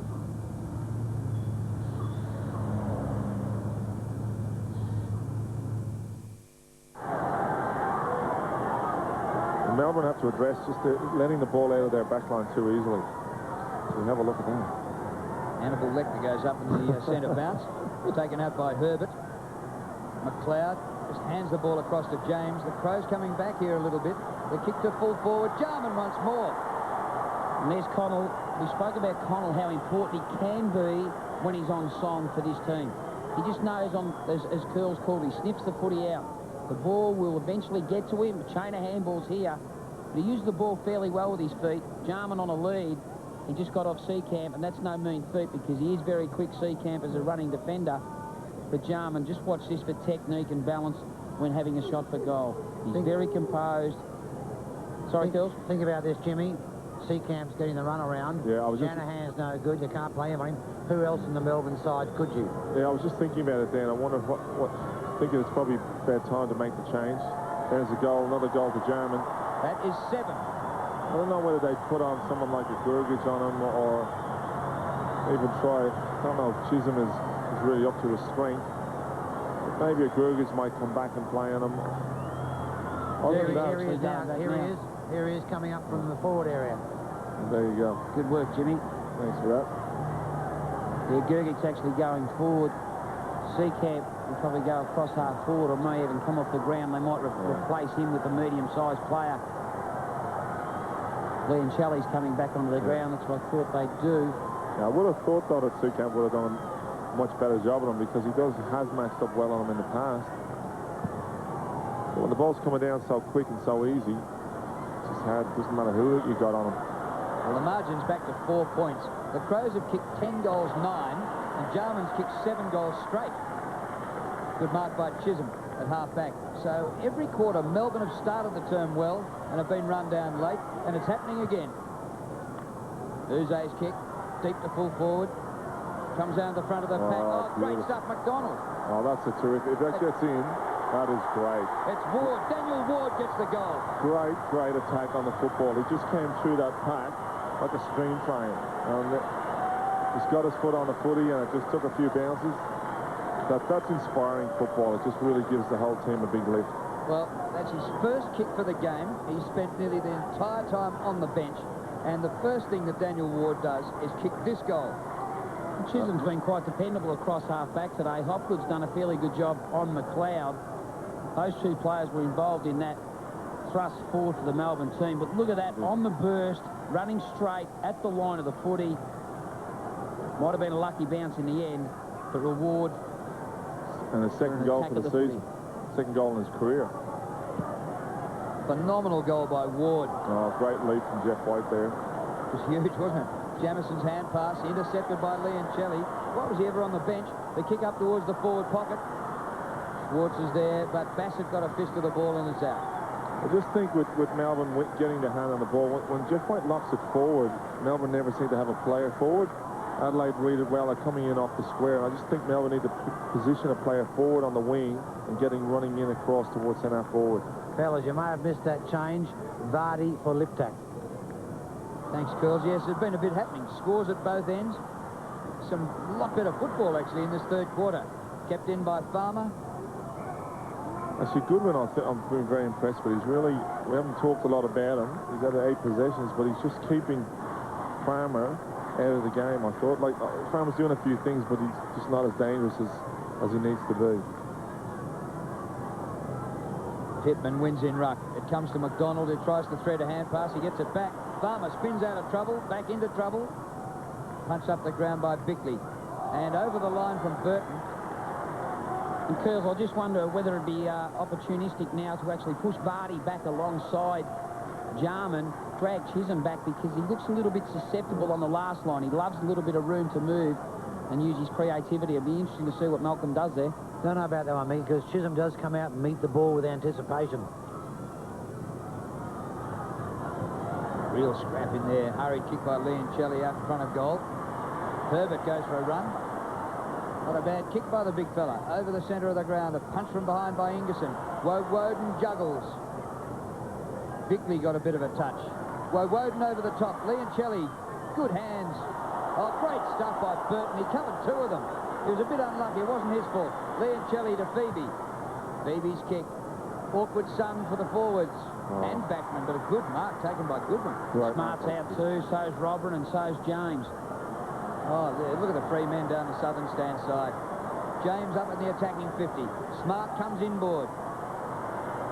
Oh, great shepherd. Connell. Oh, he doesn't know what to do. Oh, that's poor play by Connell. Robin comes in to help out. Woden for Melbourne. Costa. Caught. Hand pass. A bit slick. It comes to Johnson. Beautiful hand pass. McDonald. Open goal. 40 metres out. Touched. Goal! It was touched, Jimmy. Yeah. You're right. He was touched as he kicked it. I think Smart, though, poor decision. He should have kicked that ball down the wing to James, who was, you know, he would have taken the mark and run on and had a kick for goal. Instead, he came inside and... I don't know what Neil Danaher's policy is on bouncing the ball. If you bounce the ball from my days at Collingwood, you must use the ball and find a target further afield. You can't afford to muck it up. Oh, no, you used to love those bounces, Mickey. There was the famous 7. Oh, yeah. 7. I thought it was about 4. It's about 8. Right. Yeah, no. And keeps getting better. Every year on, he gets more bounces. Here's Stevens. Puts it to the goal square. Jarman jostling. Oh. Jarman, left foot snap. Robin, look at Jarman here. Well, it's the first time he's had a kick that hasn't been a goal. Well, set up one again. Is that true? Well, that nearly bounced all the way in. Yeah, Burton was pretty clever. Mickey, in my days, if you had more than 2 bounces, son, you better be shooting for goal. Yeah, fair point, Curls, because in that situation, no doubt, Smart could have bounced the ball 1 or 2 times, and then, like Jimmy said, to give the ball further afield to James, who'd made position on that outer flank. Well, Curly, in my day, if a ruckman bounced the ball, it was a miracle. You had the right ball to bounce. That's right, you had the round one. In Melbourne or Gaelic, James. This is Matthew Phoebe, deep inside half forward. Cowell, good hand pass. This is a goal. McDonald bounces this time, twice, and it's a goal.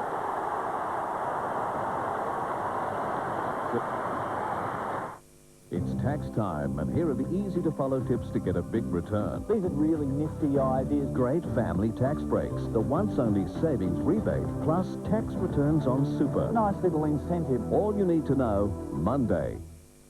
On Today Tonight, remember the little Adelaide girl who beat herself? The strain was incredible. Videoed by her teachers? Look at her now. Just a totally different child. A breakthrough in her treatment has changed her life. Plus our free tax advice hotline, Monday. 16-point lead to the Demons after the Crows challenged and got within a kick. Jeff White has had trouble with his bleeding nose all day. His nose looks like it's wrapped up around his face. It does, doesn't it? Oh, great But tap he's still again. winning in the ruck. Johnston, Leoncelli. Well done, Andrew Leoncelli. Straight to full forward. Bassett dropped the mark and hit the ground. Good recovery. Oh, that was a good second effort. Goodwin. James. Overrun by Ward, and that'll be a ball up. Yeah, it's always it's a good contest, but it's always a danger when 2 backmen go up for the ball, and if the second player that goes up either doesn't hit it out over the boundary or take the mark, it usually means then that the opposition have got an extra man down, which can pose a bit of a problem. Jimmy, how right you are. Good tackling on the forward line by Johnston. Burton, wonderful at ground level. Magnificent overhead. He can pass, he can kick goals, he can do everything. He's been playing half a season of AFL football. That's a great grab there to Robin. Robin at centre wing. Under a lot of pressure there from Shanahan. Comes to Bickley. Stevens caught behind Ingerson, and Ingerson a good mark. Been good for Melbourne this year, Ingerson. Into White. Promising hand pass to Rigoni. Oh, floating old kick, tumble punt, and the mark taken by Hickman. Oh, it's caught from behind. Good run by Schwartz. Here comes to Smart. Ben Hart is off the ground for the Crows, injured. I don't think we'll see him back. Costa, long and high. Ingerson, one touch, not enough. Hopgood. He comes wide. Beams. Well, good speed. Loses control to Connell. Centering ball. Stevens couldn't take the mark. Comes to Hopgood. Oh. A pirouette by Hopgood. And he gains about 25 metres. Well, that other kick that he had coming out of defence, he should have made a bit more of that. Wasn't a great kick to Ben Beams. Yeah, he certainly should have found the target of Beams who made position just in front of the MCC members. There's Jeff White, battle-scarred warrior. Clean Strong possession, there, Herbert. Herbert. Yeah. Connell, a lot of height about that kick. It's a chance here for the Crows. Ward's hand passes knocked down. Stevens makes a contest. Ward again. Guy Rigoni gets on his bike. Straight through the middle. Good speed. Too fast for Robrin. The hand pass to Schwartz. Robrin, a good chase. He left one, went to the other, and Schwartz was put off to the extent where he kicked it behind.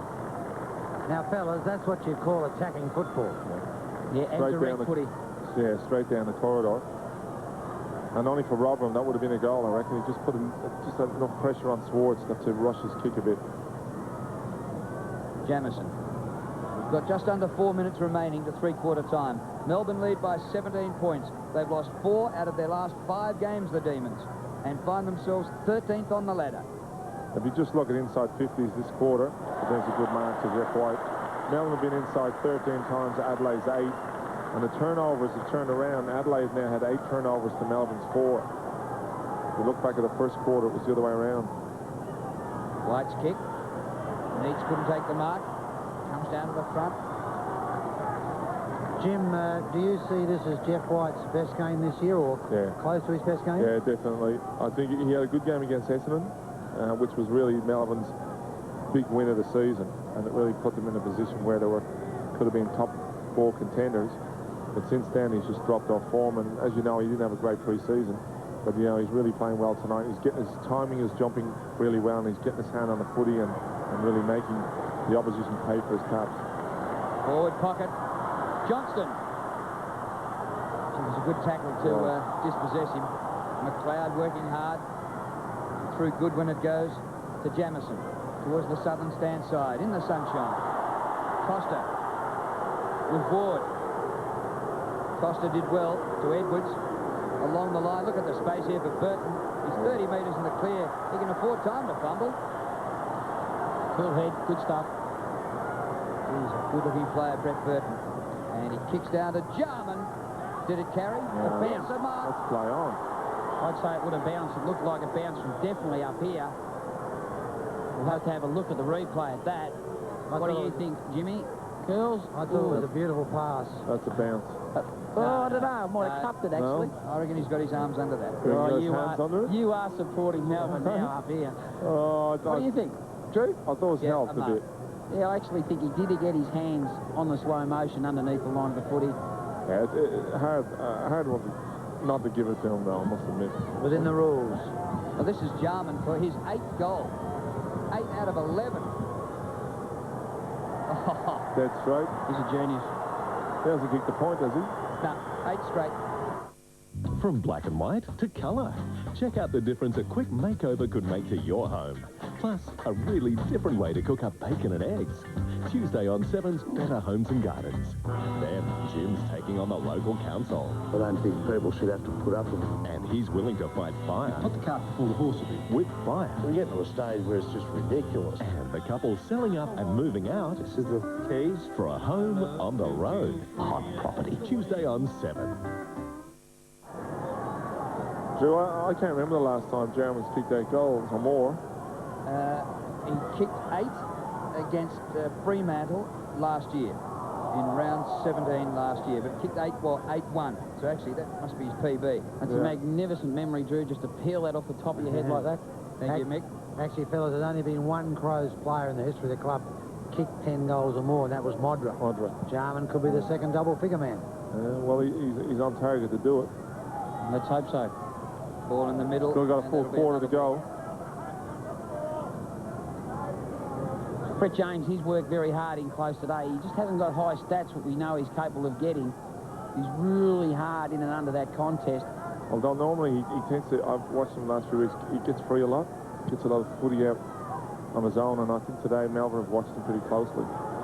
Herbert did well in ruck. What's happened here off the footy? Might be a reportable incident, is it? Yeah. Yep, Bickley. Actually, fellas, I've got to say, Mark Bickley, I didn't think was capable of doing anything wrong on the football field. He's just such an honest player and a fantastic guy to play with. I don't think he knows how to do anything wrong. I think he went to Shepherd Van Diems there, and I don't know. Going for the Shepherd, I guess he must have, the umpire must have thought he raised the elbow. Yeah, we got the replay there, girls, and he sort of just pushed him a bit side of the head, I think. Well, the margin 11 points, Melbourne in front. 30 seconds remaining to three-quarter time. White long. Schwartz knocks to the back. Goes goalwards. Well, first option. And how he did that. Johnston into Beams. Beams back to Schwartz. Running out of time. Up to the goal square. About to be handy. A goal! Magnificent Shepherd through.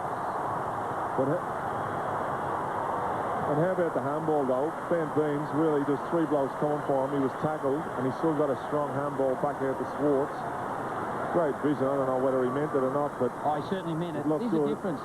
1, 2 steps to get rid of it. Have a look at this one. Get it, vision, give. Sensational awareness around the congestion. And this is great work off the footy by Neats. It's good strength. He had his body in the right place. Holding it there. He's happy too. Schwartz, I like that one. He's been good, Schwartz. 5 goals, 12 kicks, 13 possessions, 10 marks. And 10 marks for a forward in today's footy is pretty good. Certainly is, Jimmy. So that was kicked with 11 seconds remaining to the three-quarter time siren. Could be a very handy one in the overall for the D's. There's another great leap from White. Leoncelli's hand pass comes out wide. I think they'll run out of time to get more. Rigoni across the ground. That's dangerous. Siren. 17-point lead to Melbourne at the last change. Well, Adelaide tried to come back with them there in the middle of the quarter after Melbourne getting a good start, but they just steadied and grinded away. Jarman there on the screen, kicking 8 goals, and you know, just I suppose keeping Adelaide in the game. Look at Blighty. Yeah, he's not very happy. He's just absolutely deep in thought, thinking how else can he get someone else to stand up. Jarman's done his role for the team. Burton's the only other player to kick a multiple score. Jamison's got 1. But in terms of someone else standing up, they certainly have to look for their good players. Smart's only had... Well, they're not running as much now, Adelaide.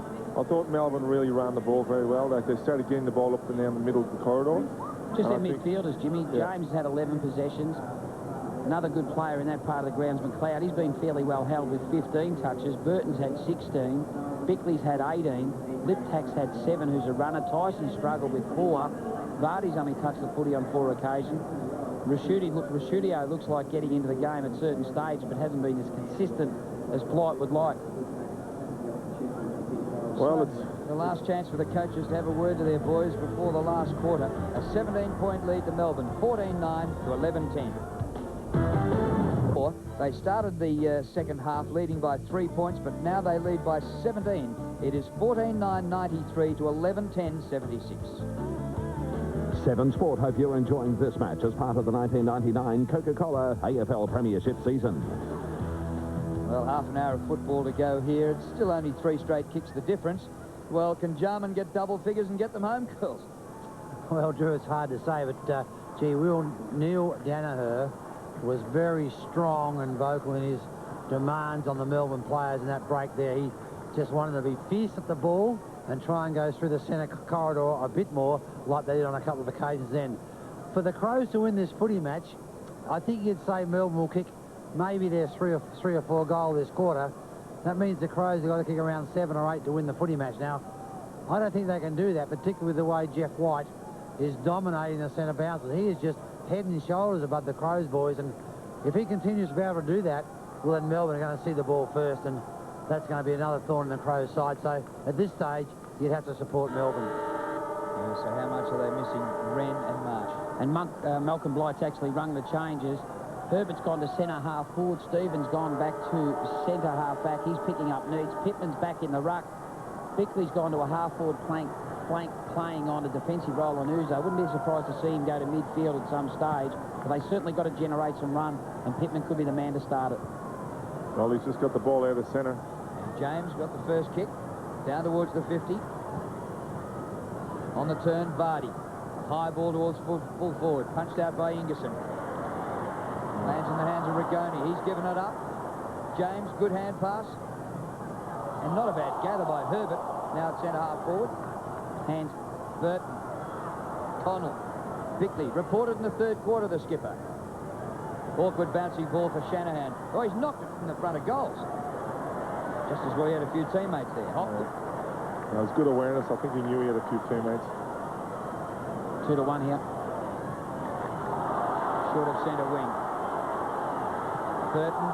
Caught from behind. Good tackle.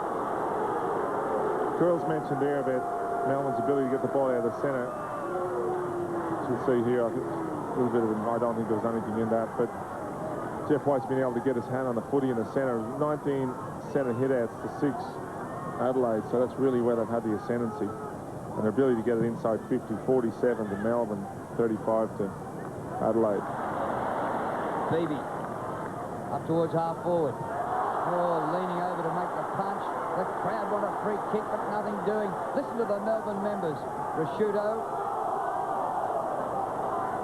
Cow tries to rip the ball out of the pack. The umpire will ball it up. Gee, there's still a lot of commitment here in this last quarter. Well, it's such an important game, Curls, for both teams.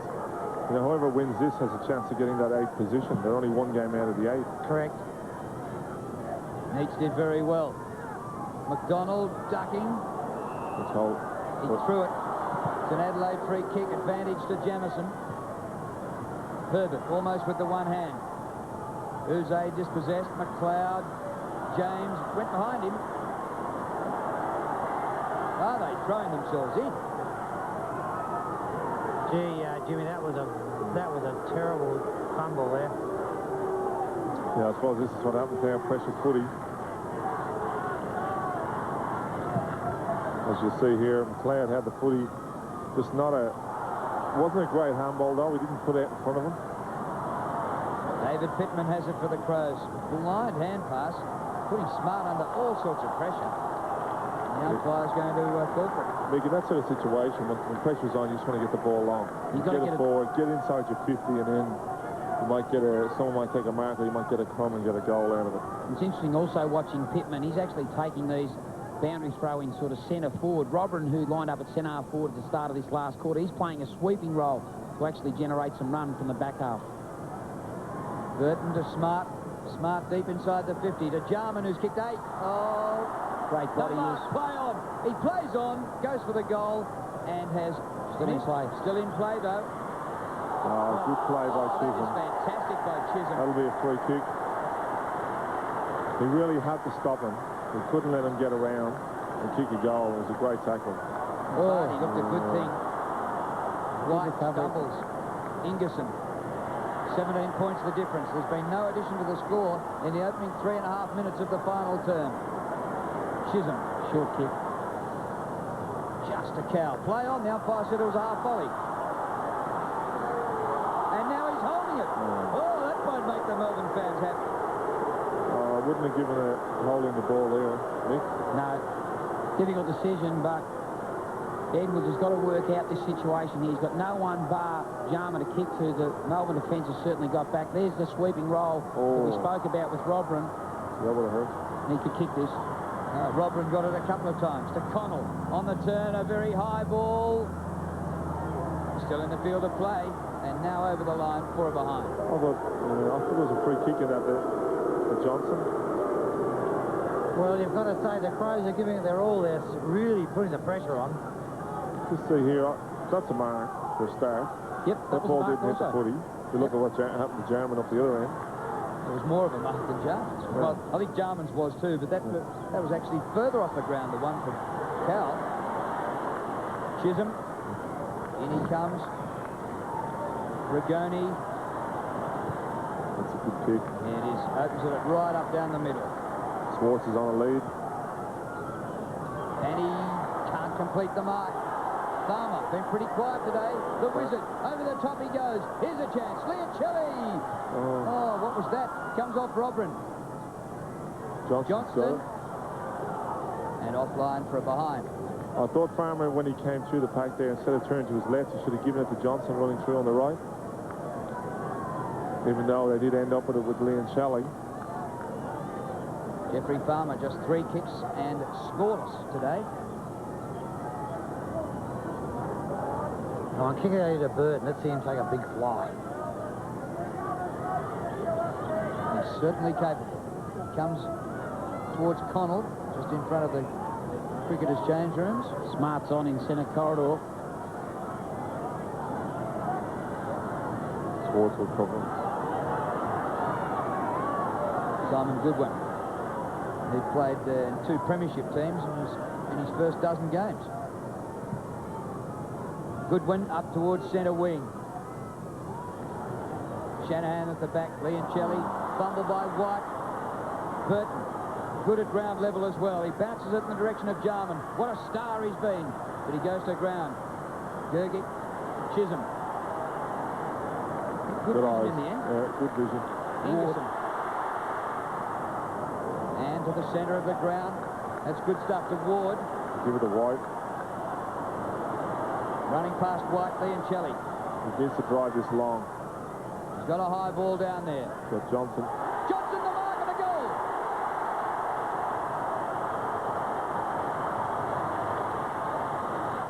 Honey, sure you know where you're going? Sweetheart, it's me driving. You're on the wrong side of the road. Must be his first time on a bike. Dad! Who's up for a sandwich? At Amy, we know there's a lot of bad luck going around. So when you've held a rating 1 for the last 3 years without making a claim, we believe it should be yours for life. So don't be penalised for a bit of bad luck. Switch to Amy now. Don't you just love this country?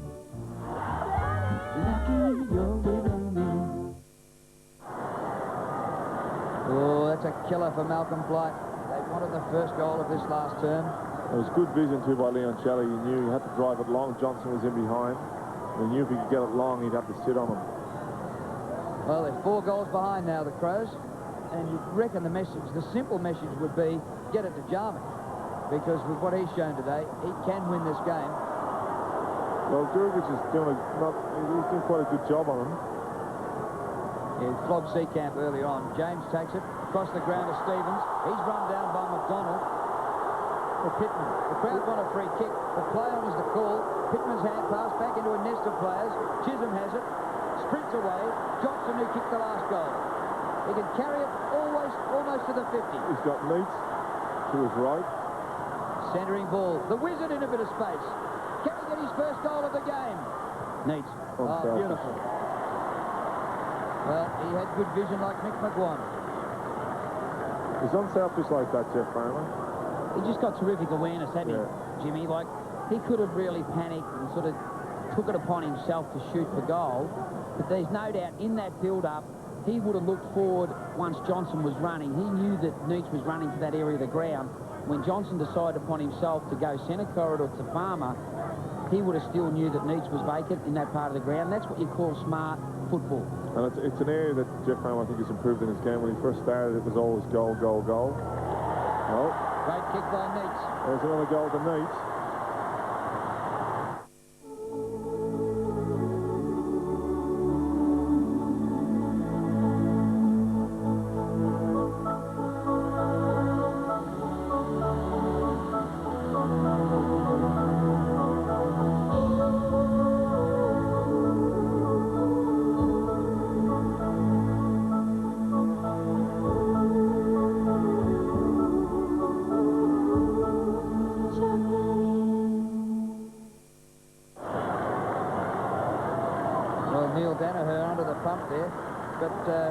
Shouldn't be. Melbourne look as though they're going away to win this game.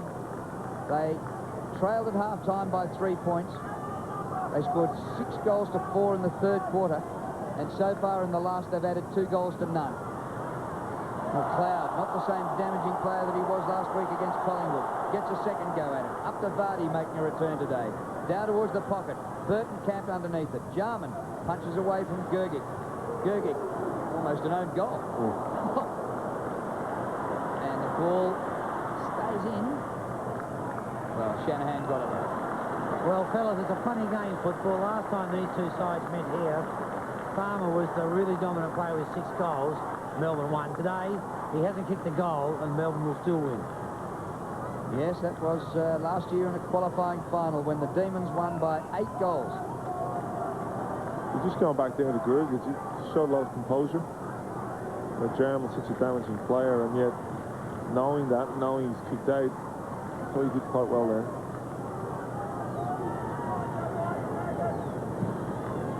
Just inside the 50, somebody in the crowd not happy with the umpire. Comes to Chisholm. Kick bounces up towards centre wing. Oh, it stays in for Smart. Oh, good kick by Nigel Smart. Connell completes the mark. Bit of Waltz just on the ground there. James down in the forward pocket. Gergic on Jarman. Jarman absolutely carved up Seekamp early on. And Jarman has kicked 8 straight.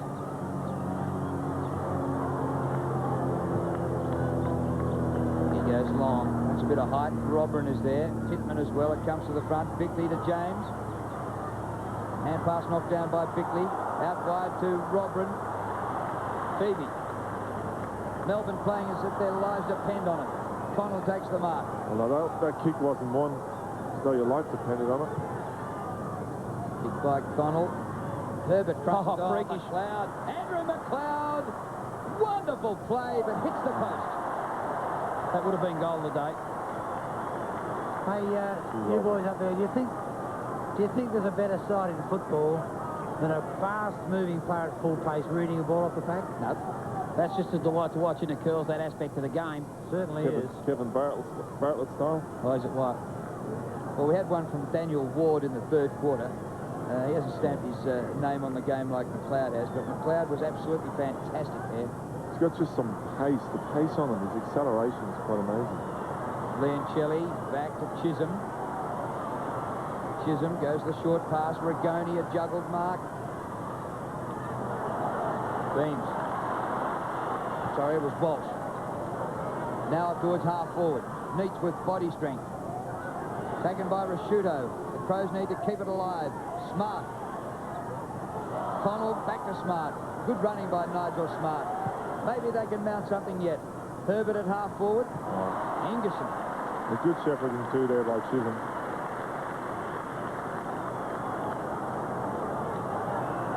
.28 points the margin. Melbourne in front. Neats. Away to Walsh. Oh, Schwartz. Well, Schwartz got them underway. He kicked 3 goals in the 1st quarter, and he might put the sealer on it. Just a good passage to play again by Melbourne. All started in defence with a turnover. As you'll see here, Schwartz just taking a mark, strong mark in front of Bassett. But if you go back there, Anthony Ingerson, good strong mark in defence. Chisholm just held his player out, his opponent out, and they just got the run on, a quick handball off, and Neats out in front again, taking a good mark at centre-half forward, getting the ball on quickly. And it just makes such a difference when your forwards can get to the ball quickly, you know, and it's coming in quickly from the midfield. He's offline with that kick, so he's been a little bit disappointing late in the game. He's now kicked 5 goals, 3. It's as we said earlier, Jimmy, if Melbourne can eliminate those bad turnovers going forward, they're a class act. Yeah, absolutely. Hey, Curls, just like to pose this question to you. Is the form of Rasciuto been a concern? And if so, would you think of putting him back across the half-back line to get some confidence back into his play? Yeah, it's a strange one that way. He's set such a high standard over the years, Mickey, that he's still that Crows' highest possession winner, but he's not dominating like he has been the last couple of years. Yep. Smart up high, couldn't take the mark. Well, he's got a good player in Rigoni on him. Yeah. Mark Stevens feeling a bit of pain there just behind the play. Hopgood dashes away with it. Farmer! No mark. Gee, Goodwin's been good. Connell lost control of it. Johnston holding the ball. Adelaide's free kick. You're right, mate, to keep a guy like Jeff Farmer to no goals and 3.5 quarters of footy. Yeah, and only 8 possessions too. But have a look at this contest here. Johnson was the player that dived on the footy. The umpire deemed him having no opportunity or prior opportunity to get rid of the footy. I'm not sure he did. It's always a difficult one, isn't it? Just depending on where the umpire actually is, because more often than not, if he's behind the player, you lose sight of the footy. Yeah, and the people in the stands got a good view of it and listen to them. Good play, Farmer. Now here goes Travis Johnson, 50 metres out, a centering kick. Phoebe couldn't take the mark. Smart clears the defence short of the wing. Well done, Rigoni. Woden knocked off the ball. Ward tackled high. Ray, say the Melbourne fans. I think they felt they've been hard done by today. A few free kicks going Adelaide's way. And whilst he's one player that has grown in stature over the last 10 or 12 weeks, Jimmy, he's a fairly creative type of player. Yeah, well, he's a player that actually played a bit of footy in South Australia. Took a break from the game, joined the Army, and he's come back and he came off the rookie list to play some serious footy this year. And he's been in there 11 games this year, which this is his 12th game, so nearly every game. And, he's been a solid performer in the back line. Umpire Goldspink bounces it close to the goal square for Melbourne in attack. And he'll have to do it again. We have 7.25 minutes remaining, and the Crows need to finish with 5 goals. And that's a great attitude, isn't it? Young Ben Beam's coming from the ground. He sprinted 150 metres just so Ward could come on. Terrific stuff to see that body language from a young kid. Got to support you there, Mickey. I was watching that boy. I thought, oh, gee, you're running fast. Yeah, no, terrific to see that, isn't it, Curls? Like late in the game, you want to be out there, share the win with the boys, but obviously he accepts he's got a role to play within the team. And to do that, that's just significant in terms of morale and spirit. Does set a great standard. Yep. And coaches always see that. They don't forget things like that.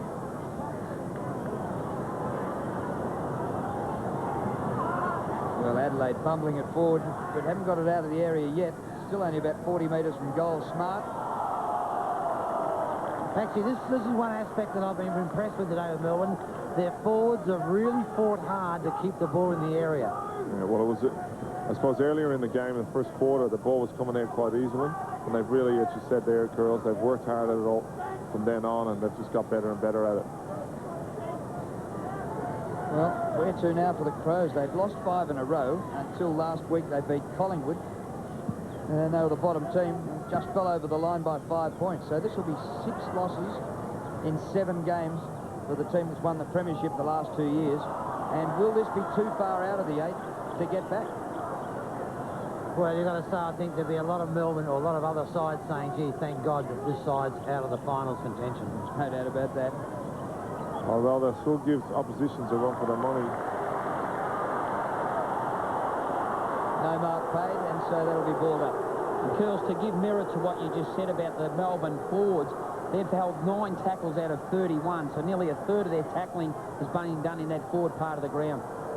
Well, that's certainly been evident with the eyes. They've really fought hard after the first quarter.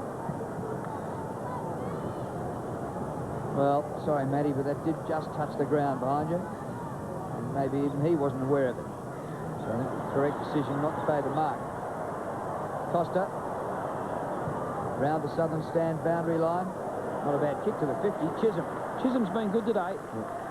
Just a rebounding defender. He's took the punt. He's a calculated risk defender. As we see here, he just runs himself out of options at times. But today I thought he's been very good in his attack of the footy. 23 possessions so far. That background noise was Jimmy Stein swallowing hard.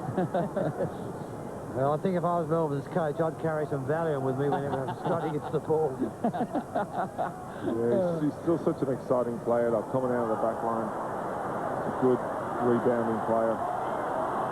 Schwartz. He's not doing much to get rid of it. Well, Stevens pinched it. Well done. It took the umpire while to blow his whistle there. Yep. Mark now to James in between half-back and centre wing.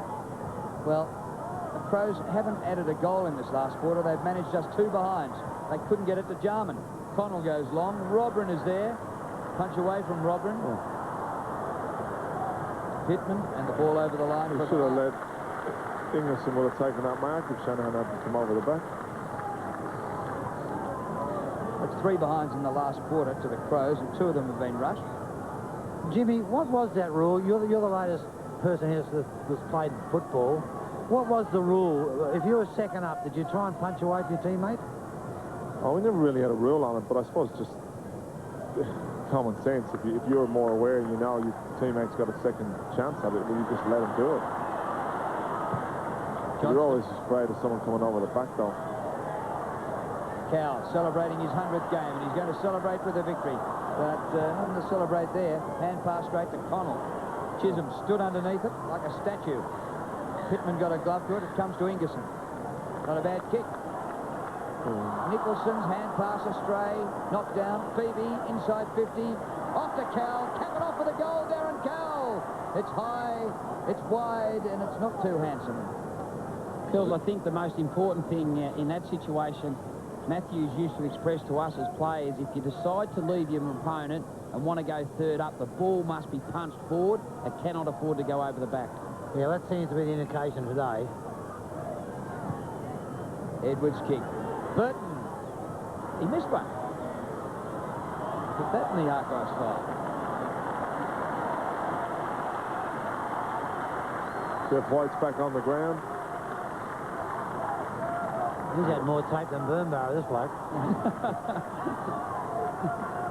Burnbarrow. Pittman goes up against White. White's been struggling with a nose that won't stop bleeding today. Good height. But he has returned to form with a vengeance today, Jeff White. Yeah, it's good to see, though, because he's topped so much in the papers and the media. Good to see him getting back to some good form. It's nearly a mark, isn't it? Thought so. Yep. Back to Rasciuto. Here's Jarman. It bounced to him. Then he was pushed down by Gergic. No whistle, no free kick. See, see. Here's one. Chisholm kicking out of bounds. That didn't need to do that. Yeah, in short. And Goodwin. Just lucky concentration again. Back to Jarman. Well, he might kick 9. And he's got time to get double figures. There's 2 1/4 minutes left. I think he had a quick look at the clock on the scoreboard as well. So his personal best is 8-1, and today's kicked 8 straight. So any score will, well, a behind will match his personal best. This wouldn't have happened though if Scotty Chisholm had just lacked concentration, just kicking it off the ground like that instead of just scooping on it or dribbling it along to the boundary. Probably could have picked it up. Yeah, he could have. And then assessed his option. Real concentration for a goal that can't have any effect on the game. But personally, that is 9 for Jarman. Here's a family who wants to enhance their outdoor living area and add value to their home with a new deck and garden. And here's the Mitre 10 specialist. 42th blade, the more teeth on the blade, the finer the cut. So the From the store that understands it's not just the low price, it's getting the right advice that really saves you money. Oh, what's here?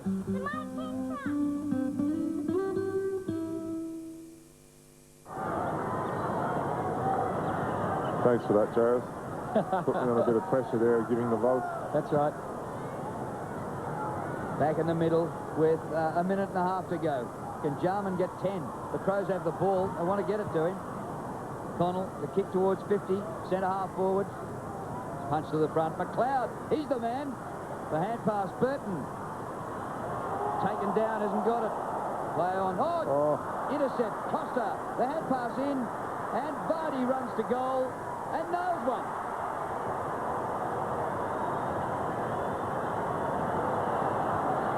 Well, Drew, I thought Scotty Chisholm has played a great game all day, and just towards the end there, just lacking a little bit of concentration again. He had the footy, as you'll see here. It was a good tackle on Burton by Ingerson. Scotty had the ball. He just gave it straight up to Costa. And there's a backwards handball. Yeah. More often than not, when you're going forward, it's the wave of the opposition who'll run forward harder into their forward part of the ground. If you muck it up with a backwards handball, more often than not, you'll get hurt in the scoreboard, and that was a true indication of exactly what can happen. Just over a minute remaining. The battle-scarred White goes up against Pittman. Bounce comes to Rigoni. He's lost it. quick kick by Connell. Inside the 50. Off the ground by Uze. And it'll be a good win for Melbourne, but you just don't want to not kick, let the opposition kick the last 2 or 3. It just takes the edge off a really good win. Clock has stopped with 50 seconds left. It's down towards half forward for the Crows. Jarman's in the goal square, one out with Gergie. And also percentage really is so important for the teams who are going to, the team that's going to fit into the 8. Pittman a good hit out. And the ball closer to goal. It's down towards the forward pocket. Well done by Bickley, who was reported earlier in the game, so he'll have to face the tribunal during the week, the Adelaide skipper.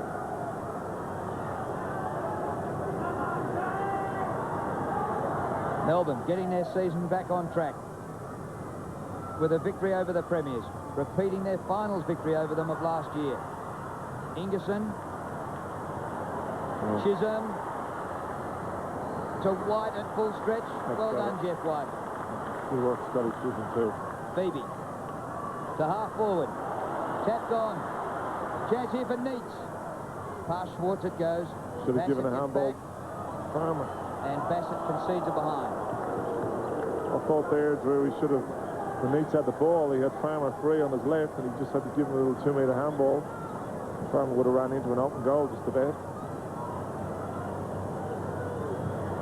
Well, Bassett kicks in. 10 seconds left. They couldn't get it the length of the field to Jarman in that time. Smart has it. He bounces up towards centre wing. Time will beat them. The kick by Smart towards centre half forward. Victory to Melbourne! The Crows did kick the last 2 goals, but the Demons... And don't they love this song, Drew? The Melbourne supporters certainly bellow it out, but credit must be given where credit's due. The Melbourne team really attacked this game right from the start. Admittedly, Adelaide held a 10-point buffer at quarter time, but since that period, they won every other quarter. Demons worked extremely hard. Schwartz was a focal point up forward. Him and Neitz complemented each other fairly well all day. Goodwin done a good job on Farmer. Someone else had to stand up. Johnson overlapped a couple of occasions to kick a couple of goals. McDonald, Ward, Wade, and they chipped in. Lee and Kelly was terrific in midfield all day. I thought their key defenders were very good. Shanahan, Ingerson, they held up all day. And relief there for Seacamp, who was killed by Jarman but played on the winning side. Here's Curls. Thanks very much, very well, Jeff. Important game for the club, and the boys approached it in that manner. Yeah, we knew it was an important game. I mean, the chance for us to get amongst the big boys up the top 8. I'm struggling to speak here with this stinger, but no, it was a great win by the boys. We put in really well. We were a bit unlucky last week, but it was just great today. On a personal note, you were happy with your form today? Yeah, I've been trying so hard for the last 5 weeks just to work hard, do the extra sessions, to make sure that I'm pretty to get the ball out of the centre for the boys, and that's what I'm trying to endeavour to do today. Your defence is under siege, particularly that last quarter. They stood up well. Yeah, no, it was great. I mean, the defence has been working really well the past few weeks, and it was just great to get today. Well done. Go get your bands off. Have a good night. Thank you, Drew. Well done, girls. That was terrific to get Jeff White. Oh, he must be chuffed today because it's been a very low trough the last 4 or 6 weeks. Yeah, no, it has been, and to his credit, he's picked himself up and he's got back into good form and getting his hand on, judging the ball well, and getting kicks around the ground, giving the team an option through the centre, which he did quite well again today. So it's just good. He's a good player. And good players always seem to get back into form. And Hopgood, he was significant into the role he was asked to play today. He had the job on McLeod. Hopgood didn't get a lot of the footy himself, but he was there just to negate McLeod. That was his role. Have a look at Malcolm Blight and his match committee up there. They still haven't moved from where they watched the game from. McLeod didn't kick a goal today. He was superb last week against Collingwood. He only had 11 kicks today, but all credit must be given to Hopgood. So the final scores, Melbourne by 3 straight kicks, 18 points, 16-13, 109 to 13-13, 91.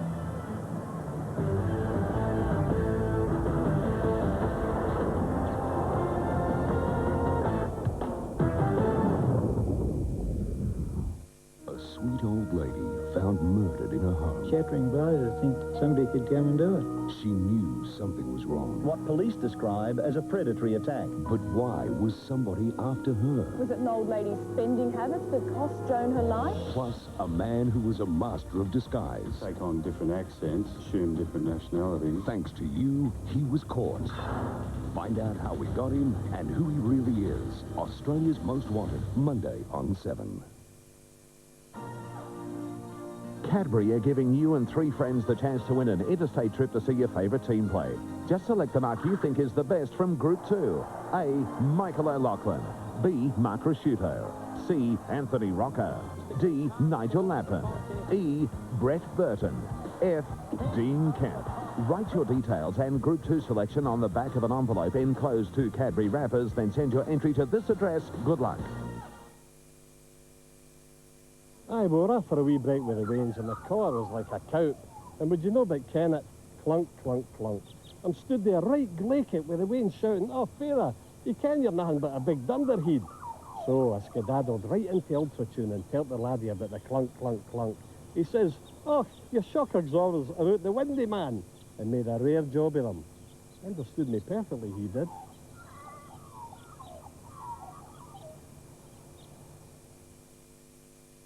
Is your old roof leaking, creaking, or collapsing? Replace it now before expensive structural damage is done. Use Stratco Renovation Roofing in Colorbond. Stratco Roofing. Phone for an authorised dealer to call. Presenting the Crows 98 Premiership Collector's Plate and Club Champion Beer Glass Set. This commemorative plate has MCG and player colour action images with game stats and scores. The 4 glasses feature 8 Club Champions action images. Phone 1-800-151-777 to order. Also, a limited number of Grand Final pewter hip flasks by Royal Selangor. Hurry, they won't last. All only $49.95 each. Phone 1-800-151-777 now. What's your secret? The official AFL footy sauce. Fountain sauce, of course. Telstra Big Pond makes it easy to experience the internet. The world's greatest research tool is also one giant amusement park. Get on Big Pond, because it doesn't matter what you're chasing or what entertains you. If you're looking, you'll find it here. Telstra Big Pond Internet Services makes the ride easy. Just call 1-800-804-282. Big Pond, big possibilities.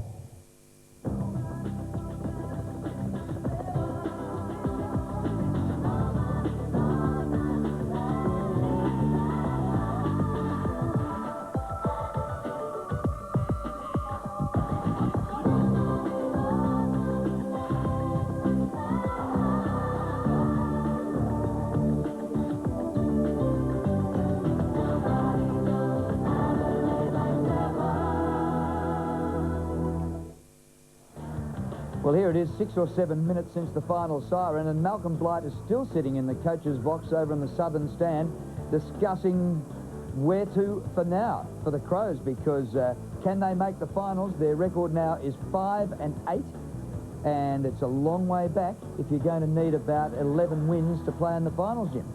Yeah, I just don't see that they have a real opportunity now. I think it's over for them. And but for Melbourne, they've now got the opportunity to get up there and contest Carlton for that 8th position.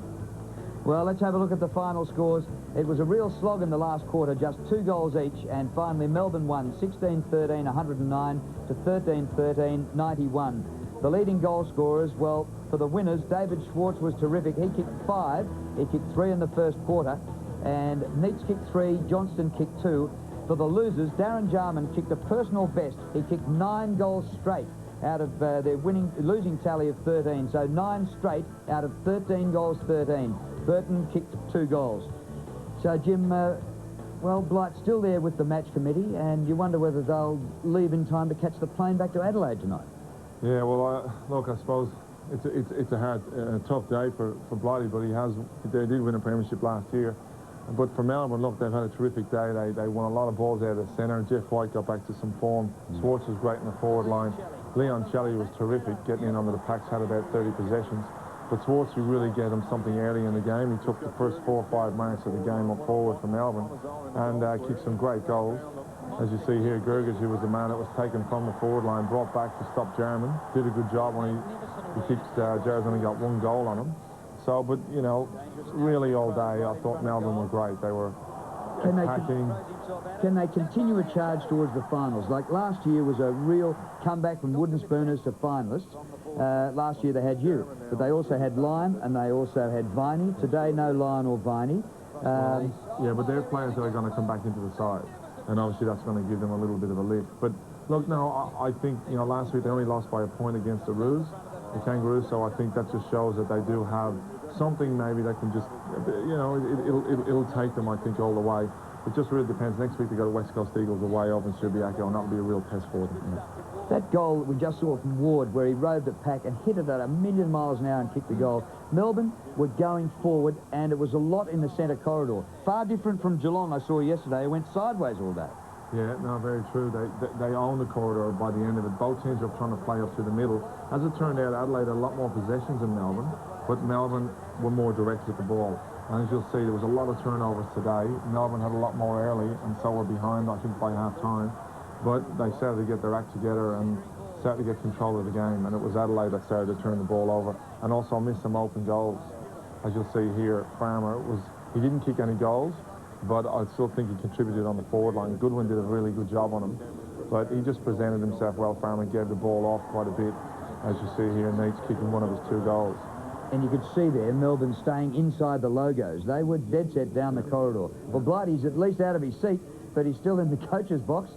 And, well, even though he's won 2 premierships the last couple of years, you wonder whether right now, Jimmy, he wouldn't swap positions and be in the Channel 7 commentary box like he was 3 years ago. Yeah, because it might be a lot easier than going to address those players and the media after this game. Absolutely, although there is a bit of talk about Collingwood looking for a coach, and maybe that's not... They might have a big checkbook. Yeah, maybe. Well, I'm sure they'll be happy to get a coach like that, but I think Adelaide will be trying to keep their man. I think so, and I think Adelaide can afford him too, just quietly. Now, what about your votes? How did you vote today? Yeah, I thought Darren Jarman was great. I thought he, you know, 9 goals in a losing team was a terrific effort, so I gave him 3 votes. Jeff White back on track, dominated the centre, got some great hit-outs, first use, but clear hit-outs to his own teammates, which gave them first use out of the centre. And David Swartz, I threw him in there for a vote. He was great with 5 goals and took 11 marks for the day. Yep, absolutely couldn't argue with those votes. Well, Malcolm Blight finally out of the coach's box, and he goes for a walk around the boundary line to get into the rooms here, which are underground from ground level. So that's how he gets there. But, gee, he was there for a long, long time in the coach's box. Well, that's this game at the MCG. There were 2 other games today, and the game at Subiaco between Fremantle and Richmond is underway. Has been for a while. Let's take a look at the highlights of the first half. Floats it down towards half forward. Some holding there. Sampson got a first to it. Awkward bounce for O'Reilly. Campbell did well. Cleared apart. The hand pass from Ottens to Chappie. Chappie on the 50. Long down towards full forward. And guess who? Richo. Back goes Modra. Dropped it. Ship picks it up. Close to the boundary line. Smothered off the boot brilliantly. Ricochets across to Gale. Gale snaps 2 metres out. Bowden the leap. Modra the mark. Sampson kicks inside the 50. Holland camped underneath it. Hitting the ball hard is Clement. Trying to hack his way out of there. Fletcher. Untidy handball. Harding picks it up. Smothered by Chappie. Comes to Holland. Holland beautifully done. Great goal. Something out of nothing. Campbell rolls. Tries to stand up. Can't. Waterhouse gives it to Norris. Gives it back inboard to Holland. In short over the top. Glenn Michael from the square over the shoulder. Harding drops the mark. He's at right half back. Bond is moving up the ground for him. Awkward half volley. Couldn't control it. Sampson stood up in the tackle. Got it across to Proctor. Proctor back to Sampson. Sampson punishes the defence. Difficult kick this one. Bending it back, it's not a bad effort. That's a terrific kick. To Bandy from outside 50. Michael again, he's got it. Waits no time, Michael. Excellent. To Bandy, takes 1 step, 2 steps, kicks the goal. Over the top of Waterhouse. He must kick these goals. He's inside 50. He chips at it when he should have dumped it, but Michael's got it. Swings around, looks for goal number 3. He's got it. Taken in the hands by Clive. The little chip kick now to Norwich. He can run on. There is no one in front of him. Callaway chases. Norwich settles. Norwich goals. The Dockers keep going. And the half-time score there in a fluctuating game. Richmond ahead at quarter-time by a goal, and Fremantle up at half-time, 11-5-71 to 9 goals for 58. Great to see Matty Richardson at one end and Tony Modra at the other. We'll be back at the MCG after a short break.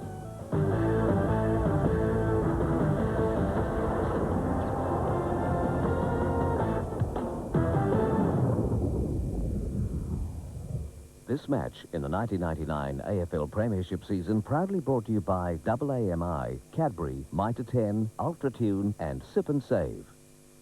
Good afternoon. Coming up at 6 and 7:90 news, a near miss for two of the Sea-Link ferries. A country centre's biggest bakery goes up in smoke in a deliberately lit blaze. 3 fires were set. The damage bill over $1 million. 50 workers will be stood down.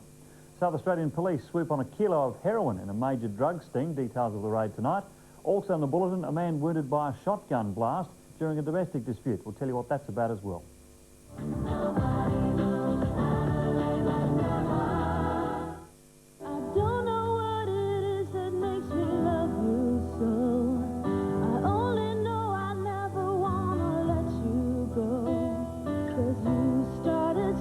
What is going on?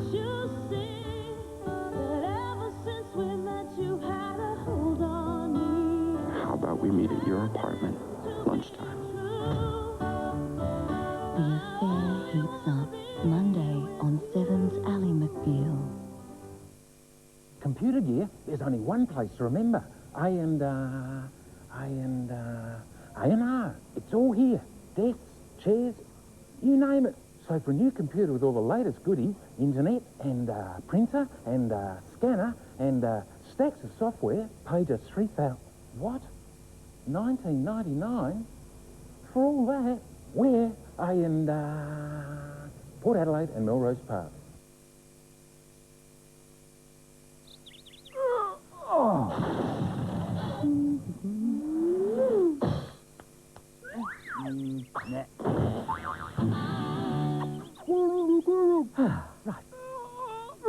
The only way to get to Kangaroo Island when you want to take everything for a do-your-own-thing holiday is on Kangaroo Island Sea-Link's luxurious new ferry with onboard cafeteria and bar facilities. Call 131301 for ferry and accommodation bookings.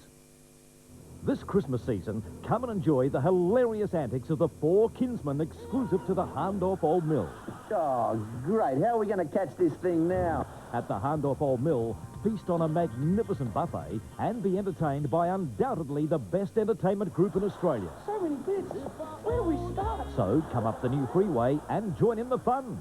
Smoking! Social clubs book early for the Four Kinsmen Harndorf Old Mill. Alzheimer's disease is now so common in Australia that most families will have at least one relative who has or will have the illness. But scientists at the Flinders Medical Centre are leading the way in research into brain gravel, one of the stages which can lead to dementia. They've identified that brain gravel is the hardening of the insides of brain cells, which then die, leading to diseases such as Alzheimer's. Other forms of dementia, too, have within the brain cells what we call brain gravel, small particles of hard material. In fact, people had been looking at brains of people with the various dementias for some time, and they had not even seen the abnormalities within the nerve cells until Dr. Guy here was able to identify it using special stains. It's hoped that eventually a technique may be developed to soften brain gravel. This kind of research will hopefully have enormous benefits for Australia's ageing population. Proudly supported by 7 Nightly News and Bank SA. Sorry, you can't come in here. No stopping this celebrity. She was the biggest star of her era. That must have been before my time. The healers might think she's harmless, but not for long. She's making us look like the Keystone Cops. Audrey Roper is deadly serious about something, and it's putting lives in danger. Why has she come to Mount Thomas? I'm afraid you're going to have to figure that out for yourself. And who is she hell-bent on destroying? Australia's #1 drama, Blue Healers, Wednesday on 7.